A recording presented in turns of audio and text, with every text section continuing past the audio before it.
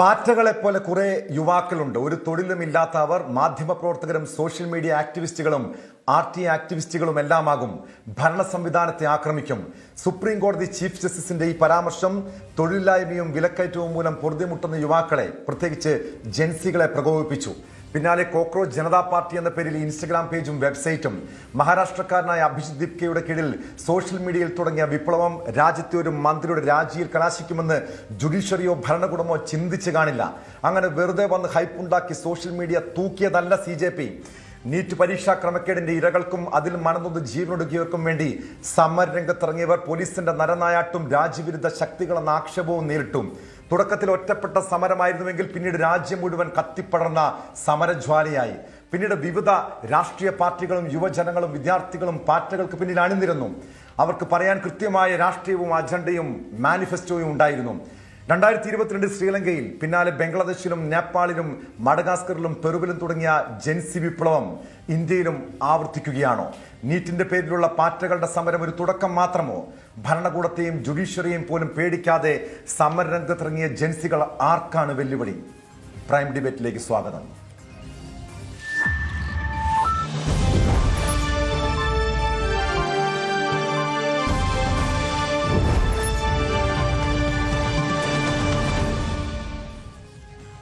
ചർച്ചയിൽ പങ്കെടുക്കുന്നത് government chief whip Abu John Joseph, Yuva Morcha സംസ്ഥാന general secretary Gokul Gopinath, KSU നേതാവും ബ്ലോക്ക് പഞ്ചായത്ത് മെമ്പറുമായ Miva Jolly, student collective coordinator Nila Mohankumar എന്നിവരാണ് ചർച്ചയിൽ.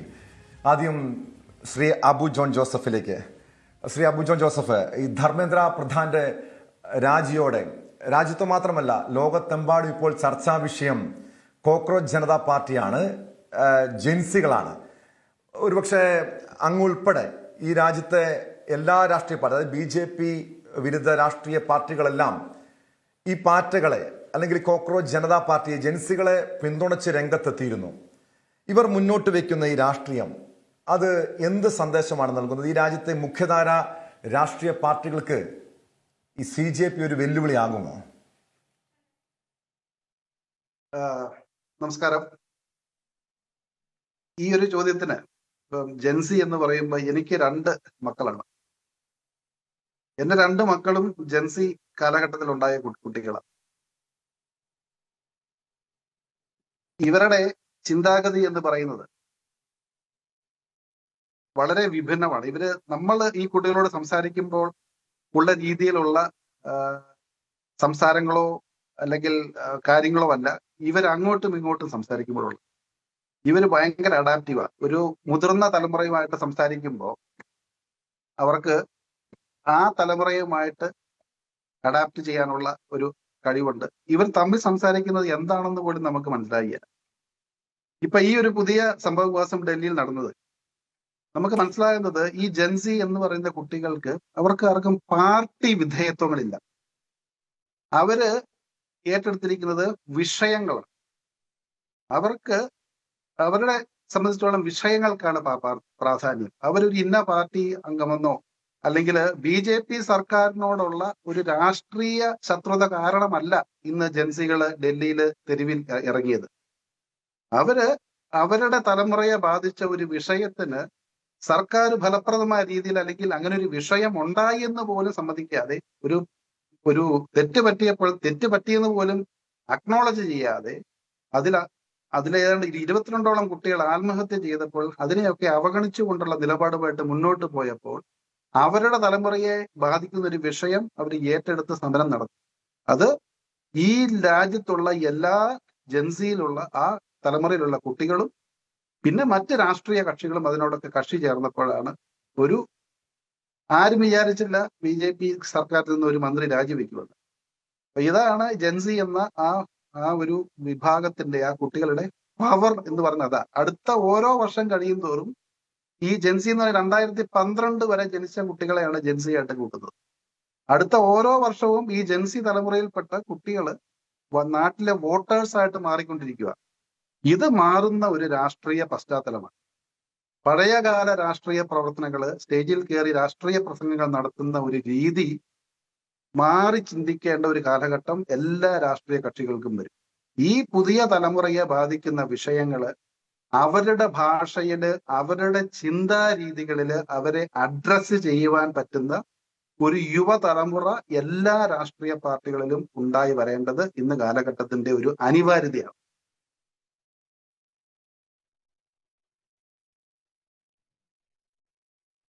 യെസ്, തീർച്ചയായും എനിക്ക് തോന്നുന്നു അങ്ങയുടെ ഒരു രാഷ്ട്രീയ ശൈലി പോലും ഇതുവരെയുള്ള ഒരു പരമ്പരാഗത രാഷ്ട്രീയ പ്രവർത്തനത്തിൽ നിന്നും ആ ശൈലിയിൽ നിന്നും വ്യത്യസ്തമാണ്. പലപ്പോഴും അങ്ങയുടെ സോഷ്യൽ മീഡിയ പേജുകളൊക്കെ കണ്ടു കഴിഞ്ഞാൽ സോഷ്യൽ മീഡിയ വളരെ ആക്റ്റീവാണ്. മാത്രമല്ല ഒരു കോളേജിലും അല്ലെങ്കിൽ യുവാക്കളെയും വിദ്യാർത്ഥികളെ അഡ്രസ്സ് ചെയ്യുമ്പോഴൊക്കെ പാട്ട് പാടുന്നു. കഴിഞ്ഞ ലോക്സഭാ തെരഞ്ഞെടുപ്പിൽ അതിന്റെ പ്രചാരണത്തിൽ വ്യത്യസ്തമായ രീതിയിൽ UDFന്റെ ഒരു തെരഞ്ഞെടുപ്പ് പ്രചാരണത്തിൽ യുവാക്കൾക്കൊപ്പം പാട്ടുപാടി വേദിയെ കയ്യിലെടുക്കുന്നു. ഏറ്റവും ഒടുവിൽ അങ്ങ് സർക്കാർ ഗവൺമെന്റ് ചീഫ് ആയ ശേഷവും എത്തിയ ഈ കഴിഞ്ഞ ദിവസങ്ങളിൽ പോലും തേവര കോളേജിൽ, തൊടുപുഴയിലെ ചില സ്കൂളുകളിലൊക്കെ ഉദ്ഘാടന ചടങ്ങിൽ പോകുമ്പോൾ കുട്ടികൾക്കൊപ്പം പാട്ട് പാടുന്നു, അവരോടൊപ്പം ആഘോഷിക്കുന്നു.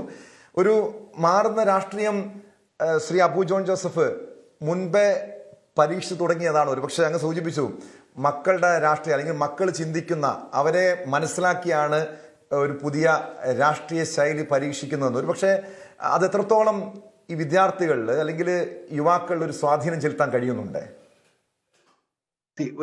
ഒരു രാഷ്ട്രീയക്കാരൻ എന്ന് പറയുന്നത്, ഒരു വിജയകരമായ രാഷ്ട്രീയ ജീവിതം നയിക്കുന്ന ഒരു വ്യക്തി, അദ്ദേഹത്തിന്റെ രാഷ്ട്രീയ ജീവിതം വിജയിക്കുന്നത് ജനങ്ങളിലേക്ക് ഇറങ്ങി ചെല്ലുമ്പോഴാണ്. ഇപ്പം പഴയ കാലഘട്ടത്തിൽ അന്ന് ഇപ്പം കേരള കോൺഗ്രസ് പാർട്ടിയുടെ കാര്യം പറയുകയാണെങ്കിൽ കർഷകരിലേക്ക് ഇറങ്ങിച്ചെന്ന് പ്രവർത്തിച്ചപ്പോഴാണ് കേരള കോൺഗ്രസ് പാർട്ടി ഒരു കാർഷിക വിഷയങ്ങൾ ഏറ്റെടുക്കുന്ന ഒരു പാർട്ടിയായി മാറിയത്. ഇന്ന് ജനങ്ങളുടെ ഒരു ബഹുഭൂരിപക്ഷം, ഇന്ത്യയുടെ ആവറേജ് വയസ്സെന്ന് പറയുന്നത് 28 വയസ്സാണ്. ഇന്ത്യ ഇന്ന് ചെറുപ്പക്കാരുടെ രാജ്യമാണ്. കേരളത്തിന്റെ ആവറേജ് ഏജ് കുറച്ചുകൂടെ കൂടുതലാണ്, 36ആണ്. പക്ഷെ എന്നിരുന്നാലും ഈ 28 വയസ്സ് ആവറേജ് ഏജ് ഉള്ള 1.4 ബില്യൺ ജനങ്ങൾ താമസിക്കുന്ന ഈ രാജ്യത്ത് ഇന്ന് ഭൂരിപക്ഷം ജനങ്ങൾ എന്ന് പറയുന്നത് ചെറുപ്പക്കാരാണ്. അപ്പൊ ആ ജനങ്ങളിലേക്ക് ഇറങ്ങി ചെല്ലുന്നത് ഏത് കാലഘട്ടത്തിലും രാഷ്ട്രീയക്കാർക്ക് ഒരു അനിവാര്യതയാണ്. അപ്പൊ ഇത് മാറുന്ന കാലഘട്ടം എന്ന് പറയണ്ട, പഴയ കാലത്ത് പോലെ തന്നെ ജനങ്ങളിലേക്ക് ഇറങ്ങി ചെല്ലുക എന്ന് പറയുന്നത് ഇന്ന് ചെറുപ്പക്കാരിലേക്കും കൂടി ഇറങ്ങി ചെല്ലേണ്ടത് വളരെ അത്യാവശ്യമാണ്. കാരണം ഇന്ന് ഭൂരിപക്ഷം അവരാണ്. അപ്പൊ ഞാനത് മനഃപൂർവ്വം പാട്ട് പാടുന്നത് ഇറങ്ങി ചെല്ലാൻ വേണ്ടി ചെയ്യുന്നതല്ല. എനിക്ക് ഉള്ള കഴിവ് ഞാൻ എവിടെയെങ്കിലും ചെറിയതായിട്ടൊക്കെ പാട്ടൊക്കെ പാടും. ഞാൻ അങ്ങനെ മനസ്സിൽ ഉദ്ദേശിച്ചല്ല ചെയ്യുന്നത്. പക്ഷെ അത് തീർച്ചയായിട്ടും ഞാൻ പോകുന്ന സ്ഥലങ്ങളിലെല്ലാം ചെറുപ്പക്കാർക്ക് അതൊരു ആകർഷണമായി തോന്നുന്നുണ്ട് എന്ന് തന്നെയാണ് എന്റെ വിദ്യാഭ്യാസം. അപ്പം അവരുടെ രീതിയിൽ ചിന്തിക്കുകയും അവരുടെ കാര്യങ്ങൾ പറയുകയും അവരുടെ വിഷയങ്ങൾ ഏറ്റെടുക്കുകയും ചെയ്യുന്ന ഒരു രാഷ്ട്രീയ നേതൃത്വം ഉണ്ടായാൽ തീർച്ചയായിട്ടും ഈ പുതുതലമുറ, ഞാൻ പറഞ്ഞല്ലോ, അവർക്ക് പാർട്ടി വിധേയത്വം ഇല്ല. അവരുടെ വിഷയങ്ങൾ ആര് ഏറ്റെടുക്കുന്നോ അവരുടെ കൂടെ നിൽക്കും. ഇപ്പോൾ തന്നെ കേന്ദ്ര ഗവൺമെന്റ് വളരെ ഫ്രണ്ട്ലി ആയിട്ടുള്ള ഒരു യുവജന ഫ്രണ്ട്ലി കാര്യം കൊണ്ടുവന്നാൽ എനിക്ക് തോന്നുന്നില്ല അത് ഒരുപക്ഷെ ഈ പറയുന്ന എതിർപ്പുകളൊക്കെ ചിലപ്പോൾ മാറിയെന്ന് വരും. ഏത് സർക്കാരോ ഏത് രാഷ്ട്രീയക്കാരോ അവരുടെ ഒപ്പം നിൽക്കുന്നു, ആ ഒരു രാഷ്ട്രീയമാണ് ഈ ജെൻസി തൊട്ട് മുന്നോട്ട്. ഇപ്പൊ ജൻ ആൽഫയുണ്ട്, ജൻ ബീറ്റ വരുന്നു. അവരൊക്കെ അതാണ്. അവരൊന്നും ഒരു രാഷ്ട്രീയ കക്ഷിയുടെ വിധേയത്വം പുലർത്തുന്നവരാണെന്ന് എനിക്ക് തോന്നുന്നില്ല.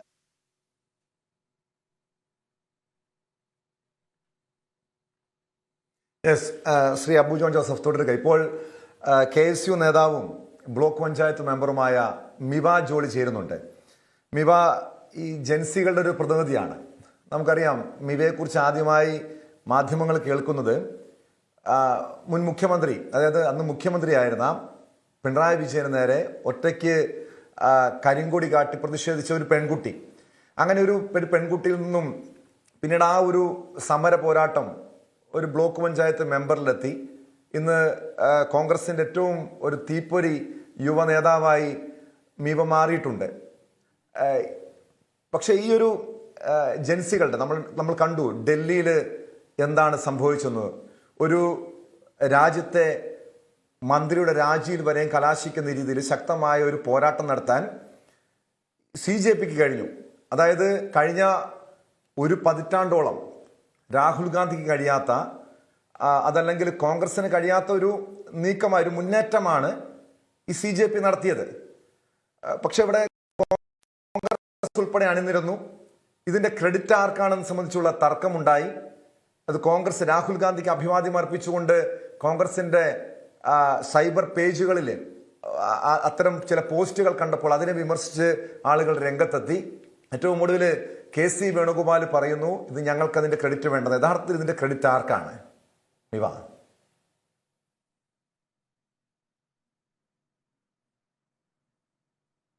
തീർത്തും ജനാധിപത്യത്തിന്റെ ഒരു സൗന്ദര്യം ആ ഒരു സമരത്തിൽ വിദ്യാർത്ഥികൾ അണിനിരന്നപ്പോൾ, ആ വിദ്യാർത്ഥികൾ ഒന്നു ചേർന്ന് നടത്തുന്ന സമരത്തിന്, ആത്മാർത്ഥമായി നടത്തുന്ന സമരത്തിന്, അതിന് ഏറ്റവും അന്ത്യത്തിൽ അതിന് വിജയം ഉണ്ടാകുമെന്നുള്ളതിന് ഏറ്റവും മനോഹരമായിട്ടുള്ള ഒരു ഉദാഹരണമാണ് ഒരു പറ്റം വിദ്യാർത്ഥികൾ കേവലം ഒരു രാഷ്ട്രീയ സാഹചര്യങ്ങളുടെയും ഒരു പശ്ചാത്തലമില്ലാതെ ഒരു സോഷ്യൽ മീഡിയയുടെ മൂവ്മെന്റ് പോലെ വന്ന് അവർ വിദ്യാർത്ഥികളെ അണിനിരത്തി നടത്തിയ ഒരു സമരത്തിന്റെ അന്ത്യത്തിൽ ഒരു തരത്തിലും അടിയറ വെക്കില്ല, ഒരു തരത്തിലും രാജിവെക്കില്ല, ഒരു തരത്തിലും തോറ്റു എന്ന് സമ്മതിക്കില്ല എന്ന് പറഞ്ഞ BJPയുടെ RSSന്റെ കേന്ദ്ര സർക്കാരിന്റെ ഇത്രയും അഴിമതിക്ക് കൂട്ടുനിന്ന, ഇത്രയും വിദ്യാർത്ഥികളുടെ ജീവൻ തന്നെ എടുത്ത, ആത്മഹത്യയിലേക്ക് വിദ്യാർത്ഥികളെ തള്ളി നീക്കി അതിന് ഉത്തരവാദിയായിട്ടുള്ള ധർമ്മേന്ദ്ര പ്രധാൻ എന്ന് പറയുന്ന വിദ്യാഭ്യാസ മന്ത്രിയുടെ രാജിയിലേക്ക് വിദ്യാർത്ഥികളുടെ സമരം എത്തിയപ്പോ അത് ജനാധിപത്യത്തിന്റെ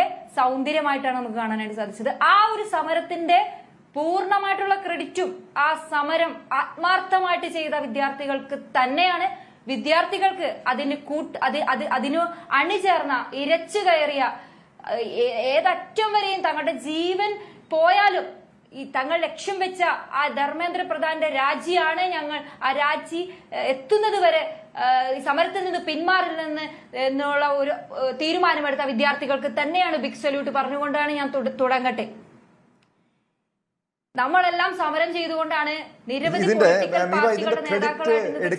അതിന്റെ പങ്കുപറ്റാൻ കോൺഗ്രസ് ഏതെങ്കിലും ഘട്ടത്തിൽ ശ്രമിച്ചിരുന്നോ?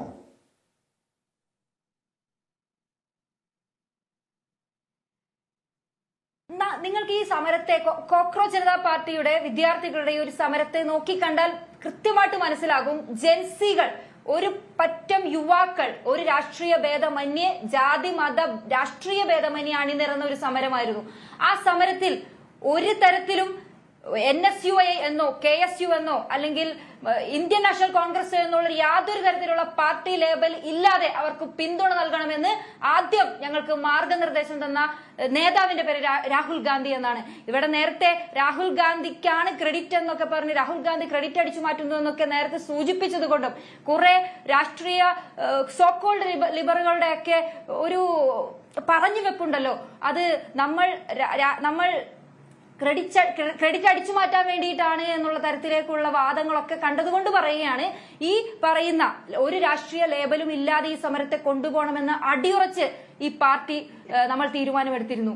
കാരണം ഒരു പൊളിറ്റിക്കൽ സ്റ്റാൻഡ് ഇല്ലാതെ നിഷ്പക്ഷമായിട്ടുള്ള മുഴുവൻ വിദ്യാർത്ഥികളെയും അണിനിരത്തുവാൻ ജെൻസികളെ, നമ്മളിപ്പോ ചർച്ച ചെയ്യുന്ന ജെൻസികളെ ഒരു തരത്തിലും എല്ലാ തരത്തിലും അപ്പൊളിറ്റിക്കലായിട്ട് ചിന്തിച്ചുകൊണ്ടിരുന്ന വിദ്യാർത്ഥികളെ, ജനങ്ങളെ, യുവജനങ്ങളെ പൊളിറ്റിക്കലായിട്ട് ചിന്തിപ്പിച്ച, ഒരു പൊളിറ്റിക്കൽ സ്റ്റാൻഡ് എടുത്ത് തന്നെ മുന്നോട്ട് പോയാലേ ശരിയാകൂ എന്നുള്ള സ്റ്റാൻഡിലേക്ക് സോഷ്യൽ മീഡിയയിൽ അടക്കം അലയൊളികൾ സൃഷ്ടിച്ച ഒരു തരത്തിലേക്ക് ഇതിന്റെ ക്യാമ്പയിൻ പോയതും ഈ സമരം ഇത്രയധികം വിജയത്തിലേക്ക് നീങ്ങിയതും ഒരു പൊളിറ്റിക്കൽ പിന്തുണ, പൊളിറ്റിക്കൽ ലേബൽ ഇല്ലാതെ ഈ സമരത്തെ നമ്മൾ നോക്കിക്കണ്ടതുകൊണ്ടാണ്. അത് മാറ്റി നിർത്തിയാൽ എല്ലാ തരത്തിലുള്ള ബാക്കപ്പും NSUI ആകട്ടെ, ഇന്ത്യൻ നാഷണൽ കോൺഗ്രസ് ആകട്ടെ, ഈ പ്രതിപക്ഷം ആകട്ടെ സപ്പോർട്ട് ചെയ്തുകൊണ്ടാണ് കോക്രോച്ച് ജനതാ പാർട്ടിയുടെ സമരം അവിടെ മുന്നോട്ട് പോയത്. ഒരു തരത്തിലും ആ ക്രെഡിറ്റ് പ്രതിപക്ഷത്തിന് വേണ്ട എന്ന് പറഞ്ഞതിൽ യാതൊരു തർക്കവും ഇല്ല. അത് വിദ്യാർത്ഥികളുടെ വിജയമാണ്. വിദ്യാർത്ഥികൾ അണിനിരന്നാൽ, നമ്മളൊക്കെ സമരം ചെയ്യുന്നവരാണല്ലോ, ഇവരെ പൊളിറ്റിക്കൽ ആക്കുക എന്നുള്ളത് തന്നെയാണ് KSUവിന്റെയും NSUവിന്റെയും ലക്ഷ്യം. അതിന്റെ ക്രെഡിറ്റ് അടിച്ചു മാറ്റലല്ല നമ്മളുടെ ഉദ്ദേശം എന്നുള്ളത് കണ്ട് തന്നെ തീർച്ചയായിട്ടും ആ സമരം വിജയിച്ചതിന്റെ ക്രെഡിറ്റ് വിദ്യാർത്ഥികൾക്കാണ്. കഴിഞ്ഞ ഒരു പതിറ്റാണ്ടോളമായി BJPക്ക് പ്രതിപക്ഷത്തെ ഭയക്കേണ്ട കാര്യമില്ലായിരുന്നു. കാരണം പ്രതിപക്ഷം നയിച്ച ഒരു സമരം പോലും ഉണ്ടായിരുന്നില്ല. നമുക്കറിയാം, കർഷകരുടെ സമരം മുതൽ ഓരോ പോരാട്ടങ്ങൾ എടുത്തു നോക്കിയാലും അതിന് നേതൃത്വം നൽകിയത് കോൺഗ്രസോ പ്രതിപക്ഷ പാർട്ടികളോ അല്ല, പക്ഷെ മറ്റ് പല സംഘടനകളും നേതൃത്വം നൽകിയ സമരം. ഏറ്റവും ഒടുവിൽ അത് CJP, ഇവിടുത്തെ വിദ്യാർത്ഥികള്, യുവജനങ്ങള് നേതൃത്വം നൽകിയ ഒരു സമരത്തിൽ BJPയുടെ ഒരു മന്ത്രിക്ക് രാജിവെക്കേണ്ട സാഹചര്യം ഉണ്ടാകുന്നു.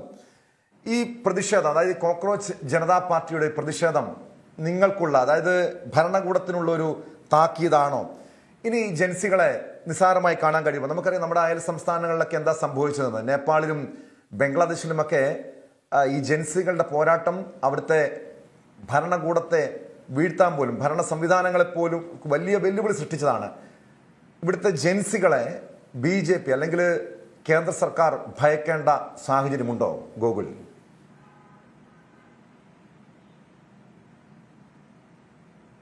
ഇവിടെ ഒരു ഘട്ടത്തിലും രാജ്യത്ത് യുവാക്കൾ, വിദ്യാർത്ഥികൾ ഉയർത്തിക്കൊണ്ടുവന്ന നീറ്റുമായി ബന്ധപ്പെട്ട ഈ സമരത്തെ ഒരു ഘട്ടത്തിലും അടിച്ചമർത്തുന്ന രീതിയിൽ അല്ലെങ്കിൽ ഈ സമരത്തെ പ്രതിരോധിക്കുന്ന രീതിയിൽ, ഇത് കുഴപ്പമാണ് എന്ന് പറയുന്ന രീതിയിൽ BJPയോ കേന്ദ്ര സർക്കാരോ ഇടപെട്ടിട്ടില്ല.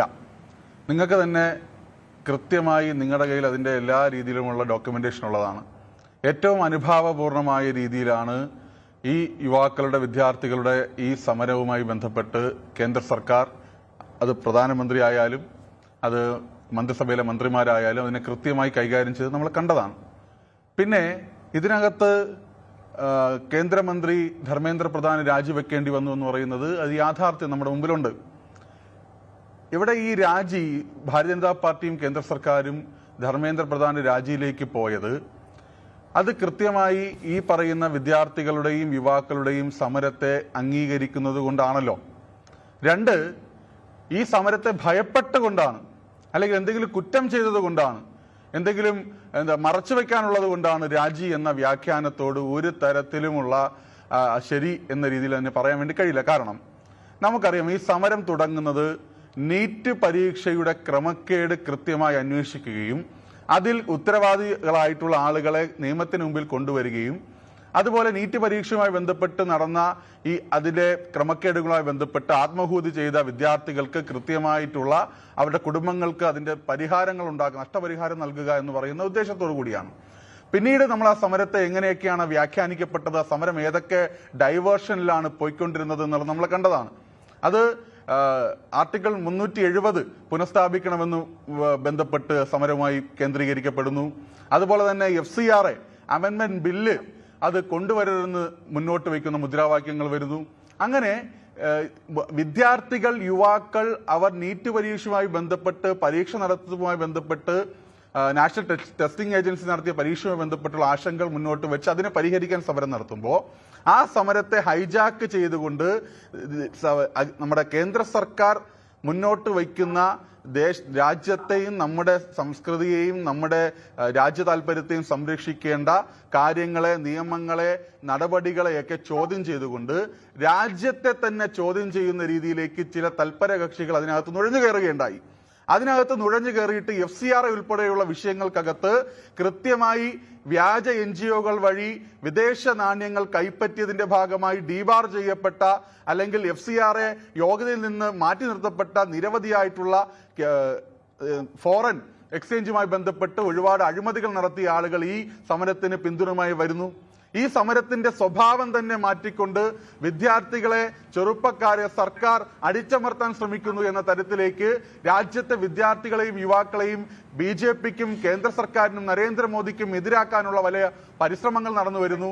അങ്ങനെ വരുമ്പോൾ BJPയും കേന്ദ്ര സർക്കാരും നരേന്ദ്രമോദിയും കൃത്യമായി എടുത്ത നിലപാട് ഈ രാജ്യത്തെ വിദ്യാർത്ഥികളുടെയും ചെറുപ്പത്തിന്റെയും യുവാക്കളുടെയും സമരത്തെ ഞങ്ങൾ മുഖവിലക്കെടുക്കുന്നു. അവർ പറയുന്നതിലെ ശരിയെ ഞങ്ങൾ അംഗീകരിക്കുന്നു.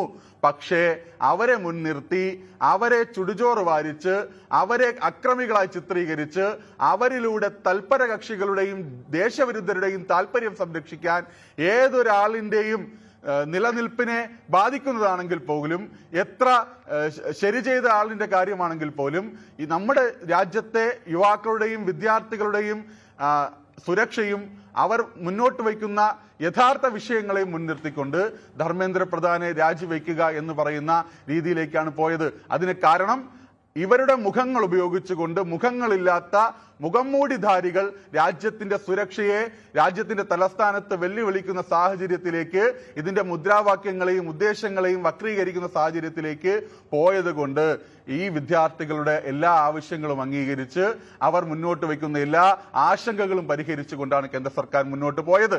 അതാണ് ഇതിന്റെ ഏറ്റവും വലിയ വസ്തുത. അതുമായി ബന്ധപ്പെട്ട് നിങ്ങൾ നോക്കേണ്ടത് ഈ നീറ്റ് പരീക്ഷയുമായി ബന്ധപ്പെട്ട് നിങ്ങളുടെ ഒരു വ്യാഖ്യാനമല്ലേ ശ്രീ ഗോകുൽ? കാരണം നിങ്ങളിപ്പോ പറയുന്നു ഈ സമരം, അതായത് ധർമ്മേന്ദ്ര പ്രധാൻ രാജിവെച്ചത് രാജ്യവിരുദ്ധ ശക്തികൾ സ്വാധീനം ചെലുത്താതിരിക്കാൻ വേണ്ടിയാണ്, ആ രീതിയിലുള്ള നീക്കം തടയുകയാണ് കേന്ദ്ര സർക്കാർ ചെയ്തതെന്ന്. പക്ഷെ യഥാർത്ഥത്തില് ഇത് ഇവിടെ തടയാൻ കഴിഞ്ഞിരുന്നില്ലെങ്കിൽ, അല്ലെങ്കിൽ ധർമ്മേന്ദ്ര പ്രധാൻ രാജിവെച്ചില്ലായിരുന്നുവെങ്കിലും, രാജ്യതലസ്ഥാനത്ത് മാത്രമല്ല ബീഹാറിൽ നമ്മൾ കണ്ടു, അത് കേരളത്തില്, ഇങ്ങേയറ്റം കേരളത്തിൽ വരെയും ജൻസികൾ തെരുവിലിറങ്ങുന്ന സാഹചര്യം ഉണ്ടായി. ഈ സമരം രാജ്യത്തെമ്പാടും കത്തിപ്പടരുമെന്ന് മുൻകൂട്ടി കണ്ടതുകൊണ്ട് അതിനെ തടയിടുക, അതായത് ജൻസികളുടെ ഈ ഒരു മൂവ്മെന്റിനെ ഭയന്നത് കൊണ്ടല്ലേ യഥാർത്ഥത്തിൽ രാജ്യം ഉണ്ടായത്?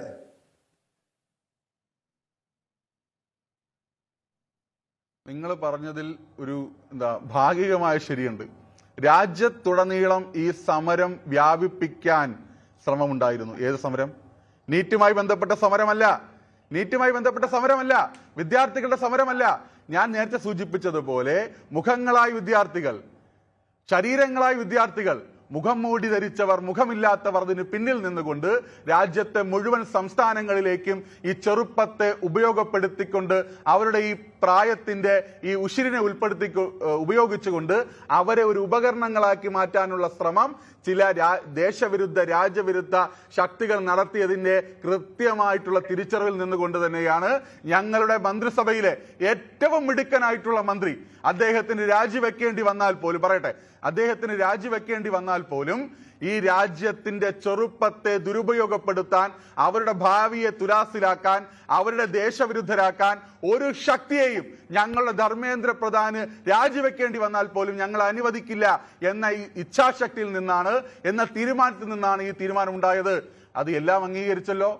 JP നദ്ദയും അതുപോലെ തന്നെ കേന്ദ്രമന്ത്രിമാരും ഇരുന്നു കൊണ്ട് ഈ പറയുന്ന ഈ കോക്രോച്ച് ജനതാ പാർട്ടി എന്ന് പറയുന്ന ഈ ഓർഗനൈസേഷന്റെ ആളുകൾ ഒപ്പമിരുന്നല്ലേ അവരുടെ എല്ലാ ആവശ്യങ്ങളും കേന്ദ്ര മന്ത്രിസഭ പരിഗണിച്ചു. അത് അനുഭാവപൂർവമായാണ് പരിഹരിച്ചത്. ഞങ്ങളെല്ലാം പരിഹരിച്ചു കഴിഞ്ഞു, ഞങ്ങൾ ഈ സമരം അവസാനിപ്പിക്കുന്നു. അതിനു മുൻപ് ശ്രീ അബു ജോൺ ജോസഫ്, ഇപ്പോൾ BJP നേതാക്കൾ ഉൾപ്പെടെ പല ന്യായീകരണങ്ങൾ ഉന്നയിക്കുന്നുണ്ട്. അത് യഥാർത്ഥത്തിൽ സംഭവിച്ചത് എന്താണെന്ന് നമുക്കറിയാം. ഇതൊരു കീഴടങ്ങലായിരുന്നു, കേന്ദ്ര സർക്കാരിന്റെ ഒരു കീഴടങ്ങലായിരുന്നു. മാത്രമല്ല ഇത് കൃത്യമായി എല്ലാ രാഷ്ട്രീയ പാർട്ടികൾക്കും, അതായത് കേന്ദ്ര സർക്കാരിന് മാത്രമല്ല, BJPക്ക് മാത്രമല്ല, ഇവിടുത്തെ ഓരോ രാഷ്ട്രീയ പാർട്ടികൾക്കുമുള്ള ഒരു താക്കീതല്ലേ. കാരണം അങ്ങ് നേരത്തെ സൂചിപ്പിച്ചു, ഇവിടെ ജൻസികൾ, അവർക്ക് കൃത്യമായ രാഷ്ട്രീയമുണ്ട്, അങ്ങയുടെ മക്കൾക്കടക്കം രാഷ്ട്രീയമുണ്ടെന്ന് അങ്ങ് പറഞ്ഞു. അതായത് ഇതുവരെയും പിന്തുടർന്ന് വന്നിരുന്ന ചില കാലഹരണപ്പെട്ട പ്രത്യയശാസ്ത്രങ്ങളൊക്കെ പൊളിച്ചെഴുതേണ്ട സമയമായിട്ടുണ്ട്. കാരണം ജൻസികൾ അവർ വ്യത്യസ്തമായും ചിന്തിക്കുന്നവരാണ്. കാരണം അവർ തെരുവിലിറങ്ങും, ഭരണകൂടത്തെ, ജുഡീഷ്യറിയെ ഭയമില്ല. അതുകൊണ്ട് തന്നെയാണ് ജുഡീഷ്യറിക്ക് തുടങ്ങിയ ഒരു പോരാട്ടം ഈ രീതിയിൽ ഭരണകൂടത്തിനെതിരെ എത്തിച്ചേർന്നത്. ഇത് തുടക്കം മാത്രമാണെന്ന് ഈ CJPയുടെ നേതാക്കൾ പറയുന്നുണ്ട്. അതായത് ഇപ്പൊ ഇവിടുത്തെ ഈ BJP പ്രതിനിധി പറഞ്ഞതിന് അദ്ദേഹത്തോട് ഉള്ള എല്ലാ ബഹുമാനത്തോടും കൂടി ഞാൻ പറയട്ടെ. എന്റെ രണ്ടാമത്തെ മകന് 17 വയസ്സാ പ്രായം. അവൻ +2 പഠിക്കുന്ന വിദ്യാർത്ഥി. ആ പ്രായത്തിലുള്ള കൊച്ചു കുട്ടികളെ ഡൽഹി പോലീസും മറ്റ് ആളുകൾക്കൊക്കെ ഒരു കാരുണ്യവുമില്ലാതെ ക്രൂരമായി തല്ലിച്ചതച്ച് തലയിലൂടെ രക്തം വാർന്ന കണ്ടപ്പോ എന്റെ രക്തം തെളിച്ചു. ഞാൻ ഡൽഹിയിൽ ഉണ്ടായിരുന്നെങ്കിൽ ഞാൻ തെരുവിലിറങ്ങിയത്.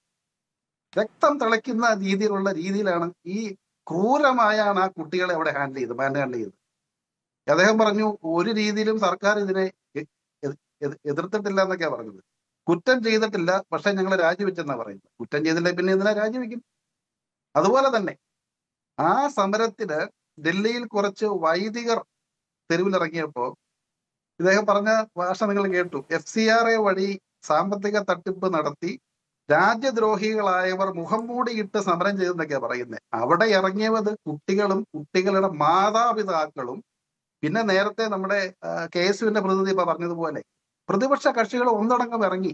ഇത് എനിക്ക് തോന്നിയ ആ ഒരു എന്താ പറയുന്ന ആത്മരോഷം ഈ കേരളത്തിലെ ഓരോ മാതാപിതാക്കളും വീട്ടിലിരുന്ന് കണ്ടെന്നവർക്ക് ഒരു വലിയ ഒരു പ്രക്ഷോഭമായി ഇത് രാജ്യമെങ്ങും ഉയർന്നു വരും.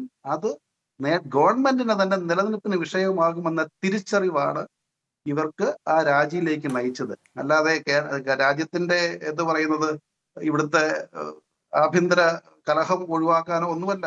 ഇത് രാജ്യമൊട്ടാകെ ഇതൊരു വികാരമായി ഉയർന്നു വന്നു. ജെൻസി തലമുറയിലെ കുട്ടികൾ വിചാരിച്ച ആ ജെൻസിയുടെ ഒക്കെ കാരണവന്മാരാണ് ഇപ്പോഴുള്ള ഈ രാഷ്ട്രീയക്കാരും എന്റെ തലമുറയിലെ ആളുകളൊക്കെ. എന്റെ പിള്ളേരെ ആരെങ്കിലും കൈവച്ചാൽ എന്റെ രക്തം തിളക്കിയാലേ അത് ചെയ്ത സർക്കാരിനെതിരെ ഞാൻ ഇറങ്ങും, ഈ നാട്ടുകാർ മുഴുവൻ ഇറങ്ങും. അതിന്റെ തിരിച്ചറിവാണ് ഈ രാജിയിൽ കലാശിച്ചത്.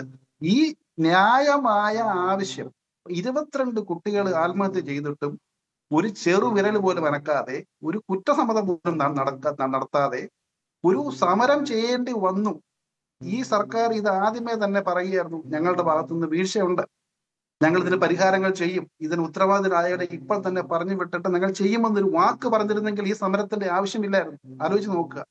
ചെയ്യേണ്ട കാര്യം ചെയ്യേണ്ട സമയത്ത് ചെയ്യാതിരുന്നതിന്റെ പരിണിതഫലമാണ് ഈ ഇന്ന് സംഭവിച്ചത്. ഇത് താങ്കൾ പറഞ്ഞതുപോലെ ഇത് എല്ലാ രാഷ്ട്രീയ കക്ഷികൾക്കും ഒരു വലിയ പാഠമാണ്. പുതിയ തലമുറയ്ക്ക് രാഷ്ട്രീയ വിധേയത്വമില്ല. ന്യായമായ കാര്യങ്ങൾ നടപ്പാക്കാതെ ഗവൺമെന്റ് അവരുടെ ഉത്തരവാദിത്വത്തിൽ നിന്ന് ഒഴിഞ്ഞു മാറുമ്പോൾ ഇതൊരു വലിയ പ്രക്ഷോഭമായി രാജ്യത്തുണ്ടായി വരുന്നതിന്റെ ഒരു മുന്നറിയിപ്പ് തന്നെയാണ് ഈ സമരവും ഇതിനെ തുടർന്നുണ്ടായ ഈ രാജി.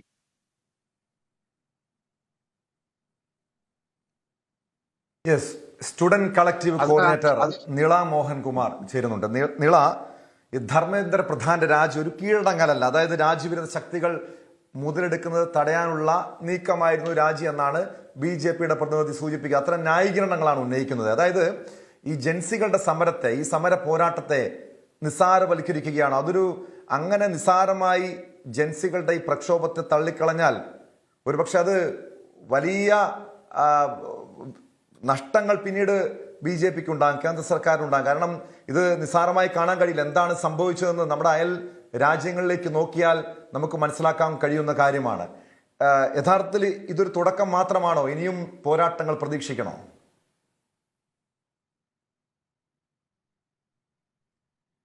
തീർച്ചയായിട്ടും. ഇപ്പോ ജൻസികൾ നടത്തിയ ഈ സമരം എന്ന് പറയുന്നത് കേവലം നീറ്റ് പേപ്പർ ലീക്കിന്റെ പേരിലാണ് എന്ന് മാത്രമായിട്ട് എനിക്ക് തോന്നുന്നില്ല. മറിച്ച് യുവാക്കൾ വളരെ ഫ്രസ്ട്രേറ്റഡ് ആണ്. കാരണം ഇന്ന് പഠിച്ച് പുറത്തേക്ക് വരുന്ന ഒരു വിദ്യാർത്ഥിക്ക് തൊഴിലില്ല ഈ നാട്ടിൽ.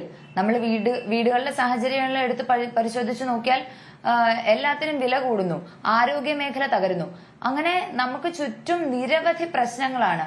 അത് വിദ്യാഭ്യാസ മേഖലയിലെ പ്രശ്നങ്ങൾ ഉൾപ്പെടെ നമ്മൾ ഇന്ന് യുവാക്കൾ വളരെയധികം പ്രശ്നങ്ങളിലൂടെ കടന്നുപോയിക്കൊണ്ടിരിക്കുകയാണ്. ഇതിന്റെ എല്ലാം ഒരു പൊട്ടിത്തെറിയാണ് ഇന്ന് ഇവിടെ നടന്ന സമരം എന്ന് പറയുന്നത്. തീർച്ചയായിട്ടും ഇന്നിപ്പോ ഡൽഹിയിൽ നടന്ന സമരത്തിന് കൃത്യമായ ഡിമാൻഡുകളും എല്ലാം ഉണ്ടായിരുന്നു. അതൊരു കീഴടങ്ങലാണ് എന്ന് പറയുന്നതിനകത്ത് ഒരു കഴമ്പുമില്ല എന്നാണ് എനിക്ക് പറയാൻ തോന്നിയത്. കാരണം എന്ന് വെച്ചാൽ ഭരിക്കുന്ന സർക്കാരിനെ ചോദ്യം ചെയ്യുമ്പോൾ അതിന് ഉത്തരം എന്ന് പറയുന്നത് ലാത്തിയും ടിയർ ഗ്യാസും ഒന്നുമല്ല എന്ന് ഇന്നത്തെ യുവതലമുറ കാണിച്ചിരിക്കുകയാണ്, അല്ലെങ്കിൽ തെളിയിച്ചിരിക്കുകയാണ്. വളരെ ശക്തമായ ഡിമാൻഡുകൾ, വളരെ ന്യായമായ ഡിമാൻഡുകൾ മുന്നോട്ട് വെച്ചുകൊണ്ടാണ് ആ വിദ്യാർത്ഥികളും യുവാക്കളും സമരത്തിൽ ഇറങ്ങി പുറപ്പെട്ടത്. തീർച്ചയായിട്ടും എനിക്ക് BJPയുടെ പ്രതിനിധിയായിട്ടുള്ള സാറിനോട് ചോദിക്കാനുള്ളത്, ഇപ്പോ 10 വർഷത്തിനിടയിൽ 89 പേപ്പർ ലീക്കുകളാണ് നടന്നിട്ടുള്ളത്. ഇതിനൊന്നും ഒരു ഉത്തരം തരാൻ ഇവർ തയ്യാറാകുന്നില്ല. കാരണം അക്കൗണ്ടബിലിറ്റി എന്ന് പറയുന്നത് ഞങ്ങൾ ഈ സമൂഹത്തിൽ ജീവിക്കുന്നവർ എന്ന നിലയിൽ ഞങ്ങൾക്ക് ഇന്നത്തെ ഭരണാധികാരികളോട് ചോദിക്കാൻ പറ്റുന്ന കാര്യങ്ങളാണ്. അക്കൗണ്ടബിൾ ആകുക, ഞങ്ങളുടെ ന്യായമായ ചോദ്യങ്ങൾക്ക് ഉത്തരം തരിക എന്ന് പറയുന്നത് ഞങ്ങൾ വോട്ട് ചെയ്ത് കയറ്റിയ ഭരണാധികാരികളുടെ ഉത്തരവാദിത്വമാണ്. അത് ഇന്ന് നമ്മുടെ നാട്ടിൽ നിഷേധിക്കപ്പെടുന്നു എന്നുള്ളത് വളരെ ഭീകരമായ ഒരു കാഴ്ചയാണ്. അത് ചോദ്യം ചെയ്യുന്നവരെ UAPA ഉൾപ്പെടെയുള്ള വകുപ്പുകൾ ചുമത്തി ജയിലിൽ അടയ്ക്കുന്നു, അല്ലെങ്കിൽ കൊന്നുകളയുന്നു, അല്ലെങ്കിൽ ഇത്തരത്തിൽ തെരുവിലിറങ്ങി ചോദ്യം ചെയ്യുന്ന യുവതലമുറയെ തെരുവിലൂടെ വലിച്ചിഴയ്ക്കുന്ന ഒരു കാഴ്ചയാണ് കാണുന്നത്. അവിടെ ഞങ്ങൾ എല്ലാം സമ്മതിച്ചു. ഇപ്പോ ധർമ്മേന്ദ്ര പ്രധാന്റെ രാജിക്കത്ത് നമ്മൾ എടുത്തു നോക്കുകയാണെങ്കിൽ ആന്റി നാഷണൽസ് ആണ്, അല്ലെങ്കിൽ കുറെ വിദ്യാർത്ഥികൾക്ക് സ്കൂളിൽ പോകാൻ സാധിക്കാത്തതുകൊണ്ട് ഞാനങ്ങ് രാജിവെക്കാണ്, ഇത്തരത്തിലൊക്കെ അഭിപ്രായം പ്രകടിപ്പിക്കുക എന്ന് പറയുന്നത് എത്ര നിസ്സാരമായി ആണ് ഈ സമരത്തെ കാണുന്നത്. പക്ഷെ യഥാർത്ഥത്തിൽ ഭയന്ന് രാജിവെച്ചതാണ് എന്ന് ഞങ്ങൾക്ക് പറയേണ്ടി വരും. കാരണം ആ രീതിയിലുള്ള ആ സമരം എത്ര ബ്യൂട്ടിഫുൾ ആയിട്ടാണ് അവർ കൊണ്ടുപോയത്. ആ സമര കേന്ദ്രം നമ്മളൊന്ന് പരിശോധിച്ചു നോക്കിയാൽ അവിടെ പഠിക്കുന്ന വിദ്യാർത്ഥികൾ, അവിടെ ഒരുമിച്ച് വളരെ സന്തോഷത്തോടെ സമയം ചെലവഴിക്കുന്ന വിദ്യാർത്ഥികൾ, എത്ര മാതൃകാപരമായ ഒരു സമരമാണ് ഇന്നത്തെ യുവതലമുറ. ജെൻസി എന്ന് പറയുമ്പം ഫോണും നോക്കിയിരിക്കുന്നവർ, അല്ലെ രാഷ്ട്രീയം സംസാരിക്കാത്തവർ, അല്ലെ പുസ്തകം വായിക്കാത്തവർ, അപ്പൊളിറ്റിക്കൽ എന്നെല്ലാം പറയുമ്പോൾ ആ ജെൻസികൾ നമുക്ക് കാണിച്ചു തരികയാണ് എങ്ങനെ സമരം ചെയ്യണം, എങ്ങനെ ചോദ്യം ചോദിക്കണം എന്നുള്ളത് കാണിച്ചു തരികയാണ്. അപ്പോ ഈ രാജി എന്ന് പറയുന്നത് ആന്റി നാഷണൽസ് ഈ സമരത്തിൽ പങ്കെടുത്തു എന്നുള്ളത് കൊണ്ട് അതൊക്കെ വെറും പൊള്ളയായ ന്യായീകരണങ്ങൾ മാത്രമാണ്. തീർച്ചയായിട്ടും ഞങ്ങൾക്ക് ബോധ്യപ്പെട്ട കാര്യങ്ങളാണ് ഞങ്ങൾ ചോദിച്ചിരിക്കുന്നത്. ഇന്നത്തെ ഭരണാധികാരികൾ അതിന് കൃത്യമായ ഉത്തരം തരേണ്ടതും അനിവാര്യമാണ്.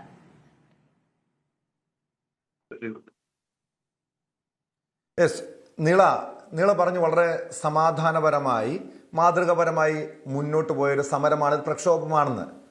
പക്ഷേ നേരത്തെ യുവമോർച്ചയുടെ പ്രതിനിധി, BJP പ്രതിനിധി സൂചിപ്പിച്ചതുപോലെ ചില രാജ്യവിരുദ്ധ ശക്തികൾ ഉൾപ്പെടെ അതിലേക്ക് കടന്നു കയറിയിട്ടുണ്ടോ എന്നൊരു സംശയം കേന്ദ്ര സർക്കാർ ഉന്നയിക്കുന്നുണ്ട്.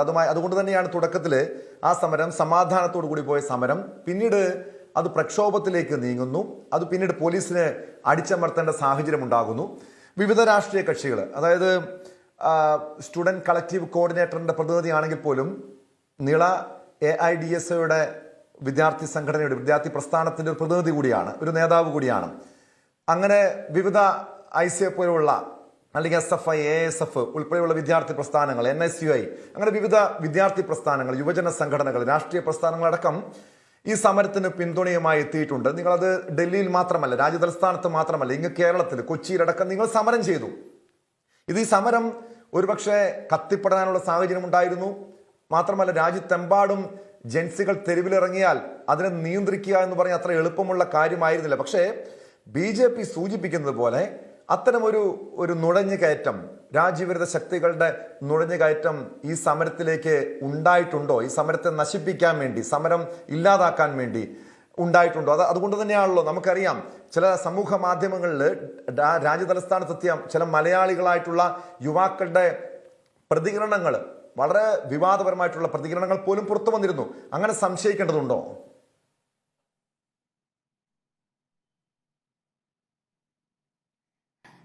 അങ്ങനെ ഒരു സംശയം അതിന്റെ ഒരു ആവശ്യമില്ല. കാരണം ഈ സമരത്തിൽ പങ്കെടുത്ത, ഇപ്പം എന്റെ രാഷ്ട്രീയം അല്ലെങ്കിൽ സ്റ്റുഡന്റ് കളക്റ്റീവ് കൊച്ചി, ആ ഒരു കൂട്ടായ്മയുടെ പല വിദ്യാർത്ഥികളും ഇപ്പൊ CJPയിൽ അല്ലെങ്കിൽ ആ സമരത്തിൽ പങ്കെടുത്ത പലർക്കും പല രാഷ്ട്രീയ ഐഡിയോളജി ഉള്ളവരുണ്ടാകാം.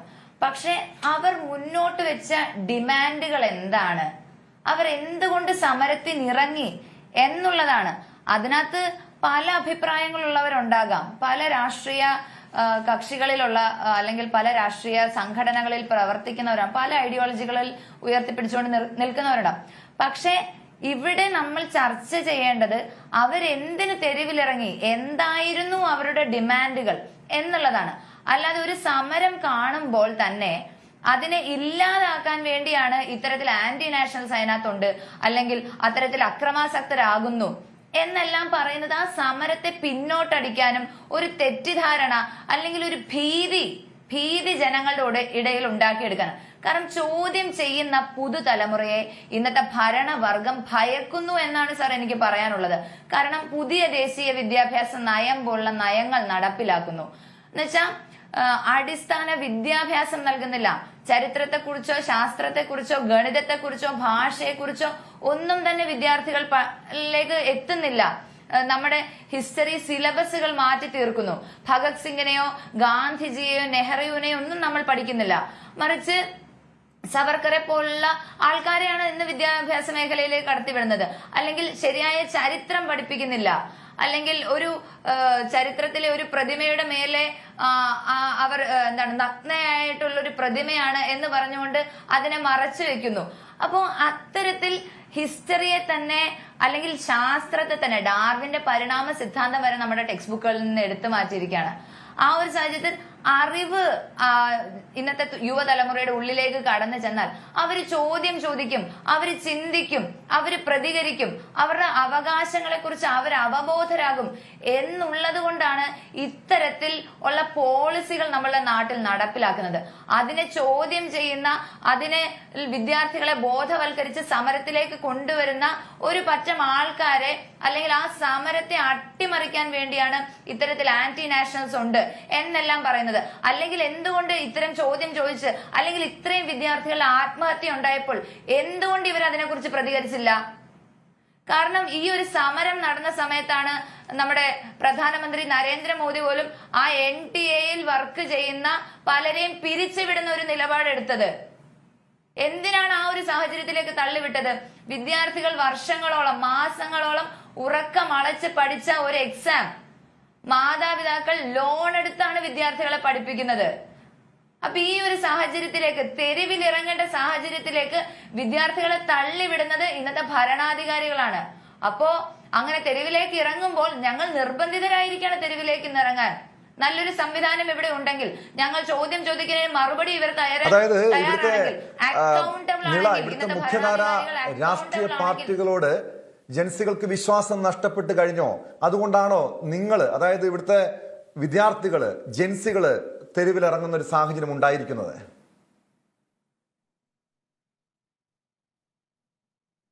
വിശ്വാസം നഷ്ടപ്പെട്ടു കഴിഞ്ഞു എന്ന് ചോദിച്ചാൽ തീർച്ചയായിട്ടും വിശ്വാസം നഷ്ടപ്പെട്ടു പോയിട്ടുണ്ട് സർ. കാരണം നമ്മളുടെ നാട്ടിൽ ഇന്ന് നടക്കുന്ന എല്ലാ പ്രശ്നങ്ങളും എടുത്ത് പരിശോധിച്ച് നോക്കിയാൽ എത്ര സമരങ്ങളാണ് നമ്മൾ ഈ ഒരു കാലഘട്ടത്തിൽ നമ്മൾ കണ്ടത്. കർഷകരുടെ സമരം കണ്ടു, ആശാ വർക്കർമാരുടെ സമരം കണ്ടു, ഇപ്പോൾ ഈ ഐതിഹാസികമായ ഡൽഹി സമരം കണ്ടു. കാരണം ഇന്ന് എല്ലാ മേഖലയിലെ ജനങ്ങളും തെരുവിലേക്ക് ഇറങ്ങാൻ നിർബന്ധിതരായിരിക്കാണ്. കാരണം അത്രത്തോളം അവരുടെ ജീവിതം, ഇന്ന് ഭരിക്കുന്ന വർഗം ഒരിക്കലും എന്തൊക്കെ വാഗ്ദാനങ്ങൾ അവർ മുന്നോട്ട് വെച്ചാലും സാധാരണക്കാരന്റെ ജീവിതത്തിലെ പ്രശ്നങ്ങൾ പരിഹരിക്കാൻ ഇന്ന് ഭരിക്കുന്ന വർഗത്തിനോ അവര് മുന്നോട്ട് വെക്കുന്ന പോളിസികൾക്കോ സാധിക്കുന്നില്ല. അതുകൊണ്ടാണ് വിദ്യാർത്ഥികൾ അല്ലെങ്കിൽ യുവാക്കൾ അല്ലെങ്കിൽ സാധാരണക്കാരായ ജനങ്ങൾ തെരുവിലേക്ക് ഇറങ്ങുന്നത്. അതൊരു പ്രസക്തമായിട്ടുള്ള കാര്യമാണ് നീള ചൂണ്ടിക്കാണിക്കുന്നത്. അതായത് ഇവിടുത്തെ മുഖ്യധാര രാഷ്ട്രീയ പ്രസ്ഥാനങ്ങൾക്കോടുള്ള വിശ്വാസം ജൻസികൾക്ക് നഷ്ടപ്പെട്ടുവെന്ന് നീള സൂചിപ്പിച്ചതുപോലെ കർഷകരുടെ സമരം എടുത്തു നോക്കിയാൽ, ഏറ്റവും ഒടുവിൽ ആശമാരുടെ സമരം എടുത്തു നോക്കിയാൽ ഇവിടുത്തെ പ്രതിപക്ഷം നയിക്കേണ്ട സമരമായിരുന്നു. ഇവിടുത്തെ മുഖ്യധാര രാഷ്ട്രീയ പ്രസ്ഥാനങ്ങൾ നയിക്കേണ്ട സമരമാണ് ആശമാര്, അതായത് സാധാരണക്കാരായിട്ടുള്ള വീട്ടമ്മമാര്. കേരളയിൽ സമരം എടുത്തു നോക്കിയാൽ വീട്ടമ്മമാരാണ് ആ സമരത്തിന് നേതൃത്വം നൽകിയത്. അതായത് ഇവിടുത്തെ രാഷ്ട്രീയ പ്രസ്ഥാനങ്ങൾ അക്രമ സമരങ്ങൾ നടത്തുന്നുണ്ട്, സെക്രട്ടേറിയറ്റിലേക്ക് മാർച്ച് നടത്തുന്നുണ്ട്. അത്തരം സമരങ്ങൾക്ക് എന്ത് റിസൾട്ട് ഉണ്ടാകുന്ന ഒരു ചോദ്യമുണ്ട്. കാരണം 10 വർഷത്തിലധികമായി കോൺഗ്രസ് രാജ്യത്ത് പ്രതിപക്ഷമായിരുന്നു, പല സമരങ്ങളും നടത്തി. ഇതുപോലുള്ള ഒരു സമരം വിജയിപ്പിക്കാൻ ഇവിടുത്തെ പ്രതിപക്ഷത്തിന് അല്ലെങ്കിൽ കോൺഗ്രസിനെ പോലുള്ള പ്രധാനപ്പെട്ട രാഷ്ട്രീയ പാർട്ടികൾക്ക് സാധിച്ചിട്ടുണ്ടോ?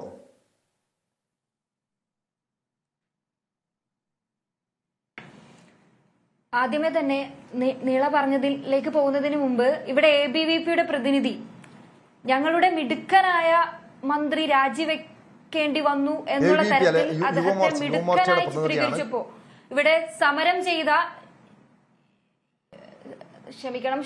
യുവമോർച്ചയുടെ പ്രതിനിധി അങ്ങനെ മിടുക്കനായ ഒരു മന്ത്രി എന്ന് അഭിസംബോധന ചെയ്തപ്പോൾ ഇവിടെ ന്യായമായിട്ട് സമരം ചെയ്ത വിദ്യാർത്ഥികളെ പരിഹസിച്ചതിൽ, അവരുടെ സമരത്തെ പരിഹസിച്ചതിൽ ഒരു വിഷമം രേഖപ്പെടുത്തുകയാണ്. കാരണം തീർച്ചയായിട്ടും ഇവിടുത്തെ BJP ഗവൺമെന്റ്, കേന്ദ്ര ഗവൺമെന്റ് വിദ്യാർത്ഥികളുടെ, യുവജനങ്ങളുടെ മുന്നിൽ പേടിച്ചു വിറച്ച് തന്നെയാണ് രാജിവെച്ചത്. ആ കാര്യത്തിൽ യാതൊരു തരത്തിലുള്ള സംശയവുമില്ല.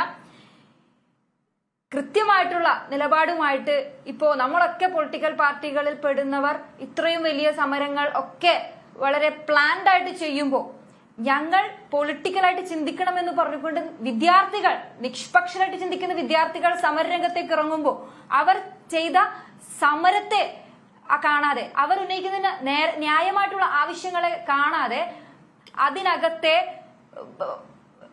വർഗീയവാദികളെ അല്ലെങ്കിൽ തീവ്രവാദം നടത്താൻ വരുന്നവരെ, തീവ്രവാദ ഭാഷയുള്ള മുദ്രാവാക്യങ്ങളെ ഒക്കെ തെരഞ്ഞു പിടിച്ചെടുത്ത് ആ സമരത്തെ വക്രീകരിച്ച് ആ സമരത്തെ വഴിതിരിച്ചു വിട്ട് ഇതിനെ ഇല്ലാതാക്കുക, വിദ്യാർത്ഥികളുടെ ആവശ്യങ്ങൾ ഇല്ലാതാക്കുക എന്നുള്ളത് തന്നെയാണ് ഇവിടെയുള്ള പ്രതിനിധികളുടെ ലക്ഷ്യവും ഈ പറയുന്ന കേന്ദ്ര സർക്കാർ ലക്ഷ്യം വെച്ചതും. ഇവിടെ വിദ്യാർത്ഥികളുടെ സമരത്തിന് മുന്നിൽ മുട്ടുമടക്കേണ്ടി വന്നു എന്നുള്ള കാര്യത്തിൽ യാതൊരു സംശയമില്ല. അതുപോലെ തന്നെ ഇത് ഒറ്റപ്പെട്ട വിഷയം മാത്രമല്ലല്ലോ. അതായത് നമുക്കറിയാം നീറ്റിൽ എന്താ സംഭവിച്ചതെന്ന്, കേരളത്തിൽ എന്താണ് സംഭവിച്ചുകൊണ്ടിരിക്കുന്നത്. PSC ക്രമക്കേട് ഗുരുതരമായിട്ടുള്ള വിഷയമാണ്. അത് പരസ്യമായി തന്നെ ഇതുമായി ബന്ധപ്പെട്ട ക്രമക്കേട് നടന്നു എന്നത് സംബന്ധിച്ചുള്ള തെളിവുകൾ പുറത്തു വന്നതാണ്. നിങ്ങൾ PSC ചെയർമാൻ രാജിവെക്കണമെന്ന് ആവശ്യപ്പെട്ടുകൊണ്ട് KSU അല്ലെങ്കിൽ യൂത്ത് കോൺഗ്രസ് എന്ത് സമരമാണ് നടത്തിയിരിക്കുന്നത്? നിങ്ങളുടെ സർക്കാരാണല്ലോ ഇപ്പോൾ അധികാരത്തിലുള്ളത്. ആ ചെയർമാനെ അല്ലെങ്കിൽ ആ ഭരണസമിതിയെ പിരിച്ചുവിടാനുള്ള ആർജവം നിങ്ങൾ കാണിക്കുന്നുണ്ടോ? അല്ലെങ്കിൽ സമരവുമായി എന്തുകൊണ്ട് KSUവിനെ പോലെയുള്ള യൂത്ത് കോൺഗ്രസിനെ പോലുള്ള പ്രസ്ഥാനങ്ങൾക്ക് പുറത്തിറങ്ങാൻ രംഗത്തിറങ്ങാൻ കഴിയുന്നില്ല? യൂത്ത് കോൺഗ്രസും KSUവും ഇപ്പോ ഈ നമ്മുടെ സർക്കാർ അധികാരത്തിൽ വന്നതിന് ശേഷം ആദ്യം സമരരംഗത്ത് ഇറങ്ങിയ സംഘടന യൂത്ത് കോൺഗ്രസും KSU ആണെന്നാണ് എനിക്ക് അതിൽ പറയുവാനായിട്ടുള്ളത്. നമുക്ക് ആദ്യം നീറ്റിലേക്ക് തന്നെ വരാം. ഈ നീറ്റ് വിഷയത്തിൽ നീറ്റ് ഈസ് നോട്ട് നീറ്റ് എന്ന മുദ്രാവാക്യം ഉന്നയിച്ചുകൊണ്ട് ആദ്യം തെരുവിലിറങ്ങിയ പ്രസ്ഥാനത്തിന് പേര് NSUI എന്നാണ്. രാഹുൽ ഗാന്ധി മെയ് 16-ന് NSUI NT ആസ്ഥാനത്തേക്ക് ഉപരോധം നടത്തുകയാണ് ഉണ്ടായത്. യൂത്ത് കോൺഗ്രസ് സംസ്ഥാന അധ്യക്ഷന്റെ നേതൃത്വത്തിൽ ശക്തമായിട്ടുള്ള ധർമ്മേന്ദ്ര പ്രധാൻ എന്ന് പറയുന്ന മന്ത്രിയുടെ വസതിയിലേക്ക് ശക്തമായിട്ടുള്ള മാർച്ച് നടത്തുകയുണ്ടായി. പിന്നീട് രാഹുൽ ഗാന്ധി രാജ്യവ്യാപകമായിട്ടുള്ള പ്രക്ഷോഭത്തിന് ആഹ്വാനം ചെയ്യുകയുണ്ടായി. ചാത്രോം കി ഗൂഞ്ച് എന്ന് പറയുന്ന വലിയ സമര പരിപാടി എത്രയോ നാൾ മുമ്പ് മെയ് ആദ്യവാരം തന്നെ ഈ നീറ്റ് ചോദ്യപേപ്പർ ചോർന്നു എന്നുള്ള അത് സംഭവിച്ച നിമിഷം തന്നെ തൊട്ടടുത്ത ദിവസങ്ങൾ തന്നെ രാഹുൽ ഗാന്ധി വലിയ പ്രക്ഷോഭ പരിപാടികൾക്കാണ് തുടക്കം കുറിച്ചത്. ജൂൺ 17-ന് ഈ മത്സര പരീക്ഷകളുടെയൊക്കെ കേന്ദ്രമായിട്ടുള്ള രാജസ്ഥാനിലെ കോട്ടയിൽ ഇത്രയും നാളത്തെ 10 വർഷക്കാലത്തിനിടയ്ക്കിലെ മത്സര പരീക്ഷകളിലെ ചോദ്യപേപ്പർ ചോർച്ചകൾ കൃത്യമായിട്ടുള്ള തെളിവുകൾ നിർത്തിക്കൊണ്ടാണ് രാഹുൽ ഗാന്ധി അവിടെ വിദ്യാർത്ഥികളോട് സംവദിച്ചത്, വിദ്യാർത്ഥികളോട് ചർച്ച നടത്തിയത്. ഈ വിഷയങ്ങളെല്ലാം 2018 മുതലുള്ള രാഹുൽ ഗാന്ധിയുടെ പ്രതികരണങ്ങൾ ഇപ്പോൾ സോഷ്യൽ മീഡിയയിൽ എടുത്താൽ നിങ്ങൾക്ക് കാണാൻ സാധിക്കും. അന്ന് 2018 രാഹുൽ ഗാന്ധി പറഞ്ഞതാണ്, ഇത് തുടക്കം മാത്രമാണ്. BJP ഗവൺമെന്റ് ലക്ഷ്യം വെക്കുന്നത് വിദ്യാർത്ഥികളുടെ ആവശ്യങ്ങളല്ല, മറിച്ച് ഈ ഗവൺമെന്റിന്റെ ആവശ്യമാണ്, അവർ അതിൽ നിന്ന് നേട്ടങ്ങളാണ് എന്നുള്ളത് കൃത്യമായിട്ട് രേഖപ്പെടുത്തിക്കൊണ്ട് രാഹുൽ ഗാന്ധി ഓരോരോ സെഷനുകളിലും വിദ്യാർത്ഥികളോട് ചർച്ച നടത്തിയാണ് മുന്നോട്ട് പോയിട്ടുള്ളത്. കൃത്യമായിട്ടുള്ള നിലപാട് ഈ വിഷയത്തിൽ മുഴുവൻ പ്രതിപക്ഷത്തിന്റെ ഭാഗത്തു നിന്നുള്ള കൃത്യമായിട്ട് ഇടപെടലുകൾ ഉണ്ടായി. വിവിധ സംസ്ഥാനങ്ങളിൽ 28 സമരങ്ങൾ ഒരേ സമയത്ത് ഇന്ത്യയുടെ പല ഭാഗങ്ങളിലുമായിട്ട് നടത്താനായിട്ട് NSUIക്ക് സാധിച്ചു. ഇതൊക്കെ നമ്മൾ പൊളിറ്റിക്കലായിട്ട് പറയാത്തതിന്റെ കാരണം നേരത്തെ പറഞ്ഞതാണ്. ഇവിടെ ഉറക്കമൊഴിഞ്ഞ് പഠിച്ച് മാതാപിതാക്കളൊക്കെ ഫീസൊക്കെ കൊടുത്ത് പഠിച്ച് അധ്വാനിച്ച് അവർ ഒരു ഭാവി ലക്ഷ്യം വെച്ച് ഡോക്ടറാകും. അവർ ലക്ഷ്യം വെക്കുന്ന അവരുടെ ലക്ഷ്യത്തിലേക്ക് എത്തിച്ചേരാൻ കഷ്ടപ്പെടുന്ന കഷ്ടപ്പാട് ഇവിടുത്തെ സാധാരണക്കാരായിട്ടുള്ള വിദ്യാർത്ഥികൾക്കും അവരുടെ മാതാപിതാക്കൾക്കും മാത്രമേ മനസ്സിലാകൂ. അവരെ വിറ്റ് നേട്ടമുണ്ടാക്കാൻ ശ്രമിക്കുന്ന ഇവിടുത്തെ ഭരണകൂടത്തിന് ഒരിക്കലും സാധിക്കില്ല. അക്കൗണ്ടബിലിറ്റി ഡിമാൻഡ് ചെയ്തുകൊണ്ടാണ് കൃത്യമായിട്ട് അവർ സമരരംഗത്തേക്ക് ഇറങ്ങിയത്. ഇപ്പോ ഇവർ ലക്ഷ്യം വെക്കുന്നത് എന്താണ്? ഇവർ അവിടെ തീവ്രവാദപരമായിട്ടുള്ള മുദ്രാവാക്യം ഉന്നയിച്ചു എന്നുള്ളതൊക്കെയാണ്. ഞാൻ പറയട്ടെ, PSC വിഷയത്തിന്റെ കാര്യം ഉന്നയിച്ചല്ലോ. PSC കഴിഞ്ഞ 10 വർഷമായിട്ട് PSC വിഷയത്തിലെ ക്രമക്കേടുകളും PSC നിയമനത്തിന്റെ പോരായ്മകളും ഉന്നയിച്ചുകൊണ്ട് CPO റാങ്ക് ഹോൾഡേഴ്സ് ആയിട്ടുള്ള ചെറുപ്പക്കാര്, പുരുഷന്മാരാകട്ടെ സ്ത്രീകളാവട്ടെ, തെരുവിൽ സമരം ചെയ്തപ്പോ അവര് മണ്ണ് തിന്ന് പുല്ല് തിന്ന് വരെ അവിടെ പ്രതിഷേധിച്ചപ്പോ അതിനൊക്കെ ഐക്യദാർഢ്യം പ്രഖ്യാപിച്ചുകൊണ്ട് 10 വർഷക്കാലം പ്രതിപക്ഷത്തിരുന്നുകൊണ്ട് അവരുടെ ശബ്ദമായവരാണ് ഞങ്ങളെല്ലാവരും, അവരുടെ ശബ്ദമായവരാണ് ഇന്ന് കേരളം ഭരിക്കുന്നത് എന്നുള്ളത് നിങ്ങൾ വിസ്മരിച്ചുകൂടാ. അതുകൊണ്ട് ആ സമരങ്ങളൊക്കെ തീർത്തും ഇല്ലായ്മ ചെയ്യുന്ന തരത്തിലേക്ക് ആ സമരങ്ങളെ എന്ത് പോരാട്ടമാണ് കോൺഗ്രസ് നടത്തിയെന്നൊരു ചോദ്യം ഉയർന്നു വരുന്നുണ്ട്. എന്തായാലും മീവയിലേക്ക് എത്താം. ശ്രീ ഗോകുൽ ഗോപിനാഥ്, ഇവിടെ ഗോകുൽ ഉന്നയിച്ച ആരോപണങ്ങൾ, അതായത് ദേശവിരുദ്ധ ശക്തികൾ, രാജ്യവിരുദ്ധ ശക്തികൾ ഈ സമരം ഹൈജാക്ക് ചെയ്യാനുള്ള ശ്രമം ഉണ്ടായി, അതിനെ തടയുകയാണ് ഉണ്ടായത്. അതുകൊണ്ടാണ് ധർമ്മേന്ദ്ര പ്രധാൻ രാജിവെച്ചത്, അല്ലാണ്ട് കീഴടങ്ങലല്ല എന്നാണ് BJPയുടെ വാദം. പക്ഷേ നേരത്തെ government chief Shri Appu John Joseph ഉൾപ്പെടെയുള്ളവർ ചൂണ്ടിക്കാണിക്കുന്ന വിഷയമുണ്ട്. അതായത് വൈദികരെ ഉൾപ്പെടെ കത്തോലിക്ക ക്രൈസ്തവ സഭകളിലെ പുരോഹിതരടക്കം ആ സമരത്തിന് പിന്തുണ പ്രഖ്യാപിച്ചതുകൊണ്ട് അത് FCRA വിരുദ്ധ സമരമാണ് ആ രീതിയിൽ വ്യാഖ്യാനിക്കപ്പെട്ടു. മാത്രമല്ല അങ്ങ് സൂചിപ്പിച്ചതുപോലെ നമുക്കറിയാം ചില ഒറ്റപ്പെട്ട ചില പ്രതികരണങ്ങളിലൂടെ നമുക്ക് മനസ്സിലാക്കാൻ കഴിയുന്ന ചിലരൊക്കെ ഒരുപക്ഷെ അവിടെ കടന്നു കൂടിയിട്ടുണ്ടാകാം. പക്ഷെ അവിടെ ഈ CJPയുടെ സമരത്തെ അങ്ങനെ ദേശവിരുദ്ധ സമരമായി നിസ്സാരവൽക്കരിക്കാൻ കഴിയുമോ? ഒരുപക്ഷെ അവർ തന്നെ മുന്നറിയിപ്പ് നൽകുന്നുണ്ട്, തുടക്കമാണ്, വരും ദിവസങ്ങളിൽ വീണ്ടും ഞങ്ങളുടെ പ്രക്ഷോഭങ്ങൾ ഉണ്ടാകുമെന്ന്. BJP ഭയക്കേണ്ട ഒരു സാഹചര്യമില്ലേ? അല്ലെങ്കിൽ കേന്ദ്ര സർക്കാരിനെതിരെ വീണ്ടും ഒരു പ്രക്ഷോഭം അവർ ആളിക്കെത്തിക്കാനുള്ള സാഹചര്യം നിലനിൽക്കുന്നില്ലേ?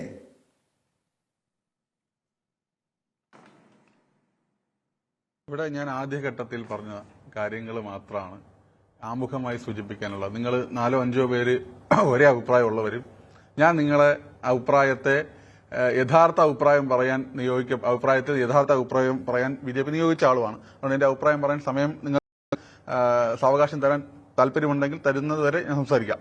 അപ്പോൾ കുറെ കാര്യങ്ങൾ, അവതാരങ്ങൾ ഉൾപ്പെടെ കുറെ കാര്യങ്ങൾ നിങ്ങൾ ചോദ്യങ്ങളായിട്ടും അഭിപ്രായങ്ങളായിട്ടും വിമർശനങ്ങളായിട്ടും ഒക്കെ വെച്ചു. ഇവിടെ പ്രധാനമായിട്ടും സൂചിപ്പിക്കാനുള്ളത് വിദ്യാർത്ഥികളുടെ യുവാക്കളുടെ ഈ പ്രക്ഷോഭത്തെ, സമരത്തെ എന്തിന് BJP ഭയക്കണം? എന്തിന് കേന്ദ്ര സർക്കാർ ഭയക്കണം? അങ്ങനെ ഭയക്കണമായിരുന്നെങ്കിൽ ഏത് രീതിയിലാണ് ഭയം വരേണ്ട സാഹചര്യം? എന്ത് കാര്യത്തിലാണ്? ഞങ്ങൾക്ക് മടിയിൽ കനമില്ല. അവതാരകർ മനസ്സിലാക്കേണ്ട, സഹ പാനലിസ്റ്റുകൾ മനസ്സിലാക്കണം, ഞങ്ങൾക്ക് മടിയിൽ കനമില്ല. അതുകൊണ്ട് തന്നെ ഒരു ഭയവും ഒരു കാര്യത്തിലും ഉണ്ടാകേണ്ട ഒരു സാഹചര്യവുമില്ല. ഒന്നാമത്തെ കാര്യം. 2, ഇവിടെ അവതാരകൻ പുട്ടിന് പീരയിടുന്നത് പോലെ 2 പ്രധാനപ്പെട്ട ചില കാര്യങ്ങൾ ഇടയ്ക്ക് കയറി പറഞ്ഞു. അത് എന്റെ ഇടയ്ക്കല്ല, നേരത്തെ പറഞ്ഞപ്പോ. ഒന്ന്, ജൻസി സമരത്തെ BJP നിസ്സാരവൽക്കരിച്ചോ എന്നാണ് ചോദ്യം. നിസ്സാരവൽക്കരിച്ചില്ല എന്ന് മാത്രമല്ല, ജൻസി വിഭാഗത്തിൽപ്പെട്ട യുവാക്കൾ, ചെറുപ്പക്കാർ, വിദ്യാർത്ഥികൾ നടത്തിയ സമരത്തോട് അനുഭാവപൂർണമായിട്ടാണ് ഇടപെട്ടത് എന്നുള്ളത് ഇന്നലെ ധർമ്മേന്ദ്ര പ്രധാൻജിയുടെ രാജിയോടുകൂടി തെളിഞ്ഞിട്ടുള്ള കാര്യമാണ്. രണ്ടാമത്തെ കാര്യം, ആക്രമണവുമായി ബന്ധപ്പെട്ട് ഇവിടെ സമരം നടത്തി രാഷ്ട്രീയത്തിൽ നേതാവായി രാഷ്ട്രീയ ചുമതലയിലൊക്കെ വന്ന ആളുകൾ കൃത്യമായിട്ട് അറിയാം. ഒരു സമരം നടത്തുമ്പോൾ ഓരോ സർക്കാരിന്റെയും നയമല്ല പോലീസ് നടപ്പാക്കുന്നത്. പോലീസും അർദ്ധ സൈനിക വിഭാഗങ്ങളും നടപ്പാക്കുന്നത് അവരുടെ പ്രോട്ടോകോളാണ്. ഓരോ സമരത്തിനും ഓരോ പ്രോട്ടോകോൾ ഉണ്ട്, ഓരോ സ്ട്രാറ്റജി ഉണ്ട്. ആ സമരത്തിന്റെ അതിന്റെ ഒരു മൂവ്മെന്റ് അനുസരിച്ച്, സമരത്തിന്റെ പോക്കനുസരിച്ച്, സമരത്തിന്റെ പ്രക്ഷോഭത്തിന്റെ ഗിയർ മാറുമ്പോൾ അതിനെ പ്രതിരോധിക്കാൻ ഓരോ കാലഘട്ടത്തിലും ഓരോന്ന് ഉപയോഗിക്കും. ഇവിടെ നിങ്ങൾ ഒരു കാര്യം ഞാൻ സൂചിപ്പിക്കട്ടെ. കഴിഞ്ഞ 2 മാസങ്ങൾക്ക് മുമ്പാണ് ശബരിമല വിഷയത്തിൽ കേരളത്തിലെ യുവമോർച്ച തീരുമാനിച്ചു, ശബരിമല വിഷയത്തിൽ കോൺഗ്രസിനെതിരെ, ആ ഘട്ടത്തിൽ CPM-നെതിരെ മാത്രമാണ് മാധ്യമങ്ങൾ വാർത്ത കൊടുത്തുകൊണ്ടിരുന്നത്. അതിലെ കുറ്റാരോപിതരായിട്ടുള്ള ആളുകൾക്കൊപ്പം നിൽക്കുന്ന കോൺഗ്രസിന്റെ നേതാക്കന്മാർ, സോണിയാഗാന്ധി അടക്കമുള്ള ആളുകളും അതിനകത്തുണ്ട് എന്നത് ഒരു വലിയ വിഷയമായി ഏറ്റെടുത്തുകൊണ്ട് ഡൽഹിയിൽ യുവമോർച്ച സമരം നടത്തി. ഞാൻ ഉൾപ്പെടെയുള്ള ആളുകളാണ്, യുവമോർച്ചയുടെ സംസ്ഥാന ജനറൽ സെക്രട്ടറി എന്ന രീതിയിൽ ഞാൻ ഉൾപ്പെടെയുള്ള ആളുകളാണ് അതിന് നേതൃത്വം കൊടുത്തത്. ഞങ്ങളെ പോലീസ് ഡൽഹി പോലീസ്, ഞങ്ങളുടെ BJP സർക്കാർ നിലവിലുള്ള ഡൽഹി പോലീസ് തെരുവിലൂടെ വലിച്ചിഴച്ചാണ് കൊണ്ടുപോയത്. ഞങ്ങളെ ലാത്തി കൊണ്ട് മർദ്ദിച്ചാണ് കൊണ്ടുപോയത്. അപ്പോൾ സമരത്തിൽ പോലീസ് ഇടപെടുന്നതും അർദ്ധസൈനിക വിഭാഗങ്ങൾ ഇടപെടുന്നതും ആ സമരത്തിന്റെ കാഠിന്യം മനസ്സിലാക്കിക്കൊണ്ടാണ്. അത് അവരുടെ ഉത്തരവാദിത്തമാണ്, ചുമതലയാണ്. അത് BJP സമരം ചെയ്താലും, യുവമോർച്ച സമരം ചെയ്താലും, യൂത്ത് കോൺഗ്രസോ CJPയോ SFI സമരം ചെയ്താലും ആ രീതിയിലായിരിക്കും. അതിനെ നിങ്ങൾ രാഷ്ട്രീയവൽക്കരിക്കേണ്ട. ഒന്നാമത്തെ കാര്യം. രണ്ടാമത്തെ കാര്യം, ഇവിടെ മുഖ്യധാര രാഷ്ട്രീയ കക്ഷികളോട് വിശ്വാസം നഷ്ടപ്പെട്ടോ യുവാക്കൾക്ക്, ജൻസികൾക്ക് എന്ന് അവർ അവതാരകൻ ചോദിച്ചു. അങ്ങനെ ചോദിക്കാൻ വേണ്ടി പാടുണ്ടോ? നമ്മുടെ ജനാധിപത്യ സംവിധാനത്തിനകത്ത് നമ്മുടെ ഒരു 4 പ്രധാനപ്പെട്ട ജനാധിപത്യ തൂണുകളിൽ പ്രധാനപ്പെട്ടതല്ലേ ഈ പറയുന്ന രാഷ്ട്രീയ പാർട്ടികളും നമ്മുടെ ഫെഡറൽ സംവിധാനങ്ങളൊക്കെ? അപ്പോ അതിനെ നിങ്ങൾ എന്താ പറയാ, അതിനെ ഒരു തെരുവിലിങ്ങ് വിചാരണ ചെയ്യാൻ വേണ്ടി ഇട്ടുകൊടുക്കുന്ന, അതെല്ലാം മോശമാണെന്ന് സാമാന്യവൽക്കരിക്കുന്ന രീതി ശരിയല്ല. അത് ഒന്നാമത്തെ. മറ്റൊരു കാര്യം, അതുപോലെ തന്നെ ഞാൻ ഇവിടെ സൂചിപ്പിച്ച ആദ്യത്തെ ഘട്ടത്തിൽ ഞാൻ ഇവിടെ BJPയോ കേന്ദ്ര സർക്കാരോ ഒരു ഘട്ടത്തിലും ഈ ചെറുപ്പത്തൊക്കെ രാജ്യത്തിന്റെ യുവതയെ അവര് വർഗീയവാദികളാണെന്നും ഭീകരവാദികളാണെന്നും ഒരു ഘട്ടത്തിലും പറഞ്ഞിട്ടില്ല. ഈ നിമിഷവും നാളെ അഭിപ്രായമില്ല. പക്ഷേ ഞാനൊരു കാര്യം ചോദിച്ചോട്ടെ. അഞ്ജലി ഭരദ്വാജ്, ഷബാന ആസ്മി, സൗരവ് ദാസ് അടക്കമുള്ള ആളുകൾ, ഇങ്ങനെ കുറച്ച് പേരുകൾ അതിനകത്ത് എന്റെ നേതാക്കന്മാരായും സമരത്തിന്റെ ഭാഗമായും നിങ്ങളെല്ലാം കേട്ടിട്ടുണ്ടാവും. എന്താ ഇവരുടെയൊക്കെ ഒരു കോമൺ ഇൻട്രസ്റ്റും പ്രത്യേകതകളൊന്നും അവതാരകനും എന്റെ സഹ പാനലിസ്റ്റുകളും എന്നെ കേട്ടുകൊണ്ടിരിക്കുന്ന കേരളത്തിലെ ജനതകളൊന്നും മനസ്സിലാക്കണം. ഇവരുടെ എല്ലാം ഒരു കോമൺ ഇൻട്രസ്റ്റ് അല്ലെങ്കിൽ പൊതു സ്വഭാവം എന്ന് പറയുന്നത്, ഇവരെല്ലാം ഈ പറയുന്ന ഫോറിൻ ഫണ്ട് കളക്ട് ചെയ്യുന്ന ആളുകളാണ്. ഇവരെല്ലാം FCRA അമെൻമെന്റ് ബില്ല് വന്നാൽ രാജ്യത്തിന് പുറത്തു നിന്ന് ഇവരുടെ NGOകളിലേക്ക് ഫണ്ട് സോഴ്സ് ചെയ്യുന്ന, ഫണ്ട് ഒഴുകുന്ന പ്രക്രിയ നഷ്ടപ്പെട്ടു പോയ ആളുകളാണ്. അപ്പോ ഇവരുടെ താല്പര്യങ്ങൾ വിദേശ ഫണ്ടിംഗ് സംവിധാനങ്ങളുടെ, വിദേശ നുഴഞ്ഞുകയറ്റക്കാരുടെ ടൂളുകളായി പ്രവർത്തിക്കുന്ന ചില NGO നേതാക്കന്മാർ ഈ സമരത്തിനകത്ത് നുഴഞ്ഞു കയറിയിട്ടുണ്ട് എന്നുള്ളത് എന്റെ അഭിപ്രായമല്ല, BJPയുടെ അഭിപ്രായമല്ല. അതൊരു തെളിവാണ്, അത് നിയമപരമായ തെളിവാണ്, അതിവിടെ നിലനിൽക്കുകയാണ്. അതുപോലെ ചെറുപ്പക്കാരെയും കുട്ടികളെയും അടിച്ചാക്ഷേപിക്കുന്ന ഒരു സാഹചര്യത്തിലേക്കും BJP പോയിട്ടില്ല. അതൊന്നാമത്തെ കാര്യം. രണ്ടാമത്, ഇവിടെ സഹ പാനലിസ്റ്റ് ആയിട്ടുള്ള നീള സൂചിപ്പിച്ചു, യുവാക്കൾ ഫ്രസ്ട്രേറ്റഡ് ആണ്, അവര് വലിയ അരക്ഷിതാവസ്ഥയിലാണ്, അവർക്ക് തൊഴിലില്ല, അവർക്ക് വിദ്യാഭ്യാസമില്ല എന്ന് നിങ്ങൾ പറയുന്നു. നിങ്ങൾ ചിലപ്പോ കേരളത്തിലെ കോണ്ടെക്സ്റ്റ് നിന്നുകൊണ്ട് കാണുന്നത് കൊണ്ടായിരിക്കാം നിങ്ങൾക്ക് അങ്ങനെ തോന്നുന്നത്. കേരളത്തിലെ യുവാക്കൾ ഫ്രസ്ട്രേറ്റഡ് ആണ്, കേരളത്തിലെ യുവാക്കൾ അരക്ഷിതാവസ്ഥ നേരിടുന്നുണ്ട്. അത് കേരളത്തിൽ LDF ഭരിച്ചപ്പോഴും കോൺഗ്രസ് ഭരിക്കുമ്പോഴും അത് നിലനിൽക്കുന്നുണ്ട്. അതാണ് നേരത്തെ അവതാരകൻ ഇടയിൽ സൂചിപ്പിച്ച PSC ഉൾപ്പെടെയുള്ള വിഷയങ്ങൾക്കകത്ത് നിലവിൽ കണ്ടുകൊണ്ടിരിക്കുന്നത്. നമ്മൾ മനസ്സിലാക്കേണ്ടത് ഈ രാജ്യത്ത് 2019 മുതൽ 2025 വരെ കേരളത്തിനകത്ത് രാജ്യത്തിനകത്ത് 52 കോടി പുതിയ യുവ സംരംഭകർക്കാണ് ഈ രാജ്യത്ത് നരേന്ദ്രമോദിയുടെ സർക്കാർ ബാക്കപ്പ് ഫണ്ടിംഗ് നടത്തുന്നത്. 52 കോടി യുവാക്കൾ, അതിൽ 68% പെൺകുട്ടികളാണ്, ചെറുപ്പക്കാരികളാണെന്നേ. ഞങ്ങൾ ഈ നാട്ടിലെ ചെറുപ്പത്തിന്, യുവാക്കൾക്ക് അവർക്ക് വളരാൻ, സ്വയം വളരാൻ, ഒരു ഗവൺമെന്റ് ജോലിയുടെ വാലിൽ തൂങ്ങി നടക്കാതെ സ്വയം വളരാനുള്ള എല്ലാ സാഹചര്യങ്ങളും രാജ്യത്തുണ്ടാക്കുന്നുണ്ട്. അത് PM കൗശൽ യോജനയാണെങ്കിലും മറ്റ് പദ്ധതികളുമായിട്ട് ബന്ധപ്പെട്ടാണെങ്കിലും ഞങ്ങൾ അതിനെല്ലാം വഴി തുറക്കുന്നുണ്ട്. അതുകൊണ്ട് നിങ്ങൾ ഒരു കാര്യം പഠിക്കാതെ വെറുതെ പറയുന്ന സാഹചര്യം ഉണ്ടാകരുതെന്നുള്ളതാണ് അതുമായി ബന്ധപ്പെട്ട് സൂചിപ്പിക്കാനുള്ളത്. ഒരു കാര്യം, കേരളത്തിലേക്ക് വന്നാൽ ഈ വാതോരാതെ ഈ പറയുന്ന CJP സമരം, ഡൽഹി സമരം, നീറ്റിനെതിരെയുള്ള സമരം എന്നൊക്കെ പറയുന്ന കേരളത്തിലെ നേതാക്കന്മാർ, കേരളത്തിലെ DYFIക്കാർ, കേരളത്തിലെ യൂത്ത് കോൺഗ്രസുകാർ, കേരളത്തിലെ KSUക്കാർ, കേരളത്തിലെ SFIക്കാർ, നിങ്ങളെന്താ ഈ പറയുന്ന സെക്രട്ടേറിയറ്റിന് മുമ്പിൽ VD സതീശൻ മുഖ്യമന്ത്രി ഇരിക്കുന്ന നോർത്ത് ബ്ലോക്കിന്റെ ഇപ്പൊ നിങ്ങൾ വാതായനങ്ങൾ തുറന്നിട്ടിരിക്കുന്നു എന്ന് പറയുന്ന സമരഗേറ്റിന്റെ ഇടതുവശത്ത് സമരം ചെയ്ത് 2 ദിവസം മുൻപ് മണ്ണ് വാരിത്തിന്ന്, അതിനൊരാഴ്ച മുമ്പ് തലമുണ്ടനം ചെയ്ത്, അതിനൊരാഴ്ച മുമ്പ് മുട്ടിലിഴഞ്ഞ്, അതിനൊരാഴ്ച മുമ്പ് സമരം തുടങ്ങിയപ്പോൾ ഉപ്പുകല്ലിലിരുന്ന് മുട്ടിൽ നിന്ന് ചോര ഒലിപ്പിച്ച കേരളത്തിലെ PSC ഉദ്യോഗാർത്ഥികളെ നിങ്ങൾ കാണാതെ പോയി. ഇവിടെ കഴിഞ്ഞ തിരഞ്ഞെടുപ്പ് 2026 പുതിയ മന്ത്രിസഭ വരുന്നതിന് മുമ്പുള്ള തിരഞ്ഞെടുപ്പിനകത്ത്, നിയമസഭാ തിരഞ്ഞെടുപ്പിന്റെ ഒരാഴ്ചകൾക്ക് മുമ്പ് കേരളത്തിൽ നിന്നുള്ള DYFI നേതാവ് A റഹീം, നിങ്ങൾക്ക് ഓർമ്മയില്ലെങ്കിൽ ഓർമ്മിപ്പിക്കാം, ഈ സമരം അവസാനിപ്പിച്ചതാണ്. എങ്ങനെയാണെന്ന് അറിയാമോ? ഒരു ടെട്രാ പാക്കിൽ നാരങ്ങ വെള്ളവുമായി വന്നിട്ട് പറഞ്ഞു, ഞങ്ങളെല്ലാം പരിഹരിച്ചു തരാം,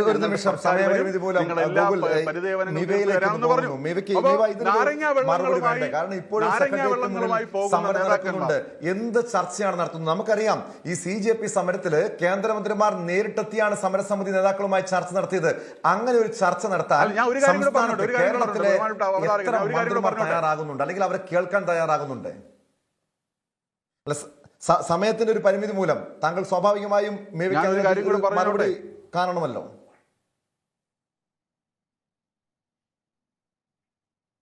ശരി, ആയിക്കോട്ടെ. ഈ വിദ്യാർത്ഥികൾക്ക് ജോലി അവസരങ്ങൾ കൊടുത്തു എന്നുള്ള രീതിയിലേക്കൊക്കെ യുവമോർച്ചയുടെ പ്രതിനിധി പറഞ്ഞു. ഈ കഴിഞ്ഞ 10 വർഷത്തിലധികമായി 2 കോടിയിലധികം തൊഴിലവസരങ്ങൾ സൃഷ്ടിക്കുമെന്ന് പറഞ്ഞുകൊണ്ട് ഗ്യാരണ്ടി പറഞ്ഞ് അധികാരത്തിൽ വന്ന നരേന്ദ്രമോദിയുടെ സർക്കാരാണ് ഇന്ന് ഈ വിദ്യാർത്ഥികൾ അടക്കമുള്ളവർ നിഷ്പക്ഷരായി പല രീതിയിലും പല മേഖലകളിലേക്ക് പൊളിറ്റിക്കലായിട്ട് വരെ ചിന്തിക്കാതിരുന്ന വിദ്യാർത്ഥികൾ ഇത്രയ്ക്ക് തീവ്രമായിട്ടുള്ള രീതിയിൽ സമരം ചെയ്യാനായിട്ട് അവിടെ സാഹചര്യം ഉണ്ടായെങ്കിൽ അതിന് കാരണക്കാരായത് ഇന്ന് കേന്ദ്രം ഭരിക്കുന്ന നരേന്ദ്രമോദിയുടെ ഗവൺമെന്റ് ആണ് എന്നുള്ളത് കൃത്യമായിട്ട് മനസ്സിലാക്കണം. അപ്പോൾ ഈ പറയുന്ന ആ വിദ്യാർത്ഥികളുടെ ഏത് മേഖലയിലാണ് തൊഴിൽ സൃഷ്ടിക്കാത്തതും ഏത് മേഖലയിൽ തൊഴിലില്ലാത്തത് കൊണ്ടാണ് സമരം ചെയ്യുന്നത് പറഞ്ഞാൽ കൊള്ളാം. അല്ല, വെറുതെ നിങ്ങൾ പറയാൻ വേണ്ടി പറയാതെ ഏത് മേഖലയിലാണ് തൊഴിൽ വരാത്തതെന്ന് നിങ്ങൾ പറഞ്ഞാൽ കൊള്ളാം. അവർക്ക് സംതൃപ്തി നൽകുന്ന രീതിയിലേക്ക് വിദേശ രാജ്യങ്ങളിലേക്ക് ചേക്കേറുന്ന ഇന്നത്തെ യുവതലമുറയെ രക്ഷിക്കാൻ എന്ത് തരത്തിലുള്ള പദ്ധതികളാണ്, എന്ത് തരത്തിലുള്ള നടപടികളാണ്, ചുവടുവെപ്പാണ് കേന്ദ്ര സർക്കാർ ഇത്രയും കാലം അധികാരത്തിലിരുന്നിട്ട് ചെയ്തത് എന്നുള്ളതിന് ഒരു ക്വസ്റ്റ്യൻ മാർക്ക് മാത്രമായിട്ട് അവശേഷിച്ചിരിക്കുകയാണ്. അപ്പോ കേരളത്തിലെ PSC വിദ്യാർത്ഥികൾ ഇപ്പോ സമരം ചെയ്യുമ്പോൾ തീർച്ചയായിട്ടും ഞങ്ങൾ VD സതീശൻ നിങ്ങൾ പറയാൻ വേണ്ടി പറയല്ലേ, നിങ്ങൾ ഈ അനാവശ്യ കാര്യങ്ങൾ പറയാൻ വേണ്ടി പറയല്ലേ. ചോർന്നു പോകുന്നവരല്ല KSUക്കാരും യൂത്ത് കോൺഗ്രസുകാരും എന്നുള്ള കാര്യം നിങ്ങൾ മനസ്സിലാക്കണം. ഞങ്ങൾ ഇപ്പോഴും അവർക്ക് വേണ്ടിയുള്ള പോരാട്ടത്തിൽ തന്നെയാണ്. ഇപ്പോഴും ഇപ്പൊ 2 മാസത്തിൽ മാത്രം പ്രായമുള്ള ഒരു സർക്കാരിനെ വെച്ചിട്ട് അതിനെ നമുക്കൊന്ന് അതിലേക്ക് കൂടുതൽ തീവ്രമായിട്ടുള്ള സമര രംഗത്തേക്ക് ഇറങ്ങാൻ ഇല്ല എങ്കിലും കഴിഞ്ഞ 10 വർഷക്കാലത്തിനിടയ്ക്ക് സംഭവിച്ച കാര്യങ്ങൾ ഇനിയും അതേപോലെ അതേ കണ്ടീഷനിൽ തുടരില്ല എന്നുള്ളത് യാഥാർത്ഥ്യമാണ്. തുടർന്നാൽ ഇവിടെ വെച്ച് പറയുന്നു, യൂത്ത് കോൺഗ്രസും KSU ആകട്ടെ ഒരു തരത്തിലും ഭരണത്തിന്റെ ചുവട് വെക്കാതെ, ഭരണത്തിന്റെ തണൽ നോക്കാതെ ഞങ്ങൾ തെരുവിലുണ്ടാകും. ഞങ്ങൾ യുവാക്കളാണ്, വിദ്യാർത്ഥികളാണ്. ഞങ്ങൾക്ക് അവരുടെ വിഷമവും അവരുടെ വികാരവും മനസ്സിലാകുന്നവരാണ്. ഞങ്ങളുടെ പോരാട്ടങ്ങൾ കേവലം ഒരു ഭരണം കിട്ടുമ്പോൾ അവസാനിക്കുന്നതല്ല. ഭരണം കിട്ടുമ്പോൾ സൈലന്റ് ആകുന്ന സംഘടനയുടെ പേരല്ല കേരള വിദ്യാർത്ഥി യൂണിയൻ എന്ന് മാത്രമേ ഇവിടെ പറയുവാനായിട്ട് ആവശ്യപ്പെടുകയാണ്.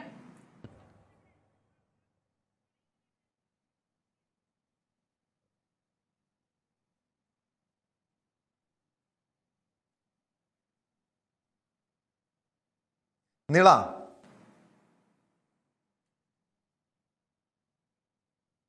മറുപടി ഉണ്ടോ? ഗോകുൽ ഉന്നയിച്ച വിഷയത്തിന് മറുപടി ഉണ്ടോ? പ്രത്യേകിച്ചും ഈ രാജ്യത്ത്, കാരണം സംസ്ഥാനത്തെ ഒരു വിഷയമാണ് നിങ്ങൾ ചൂണ്ടിക്കാണിക്കുന്നത്, തൊഴിലില്ലായ്മ എന്നത്. രാജ്യത്ത് അത്തരം പ്രശ്നമില്ല എന്നാണ് യുവമോർച്ചയുടെ പ്രതിനിധി ചൂണ്ടിക്കാണിക്കുന്നത്.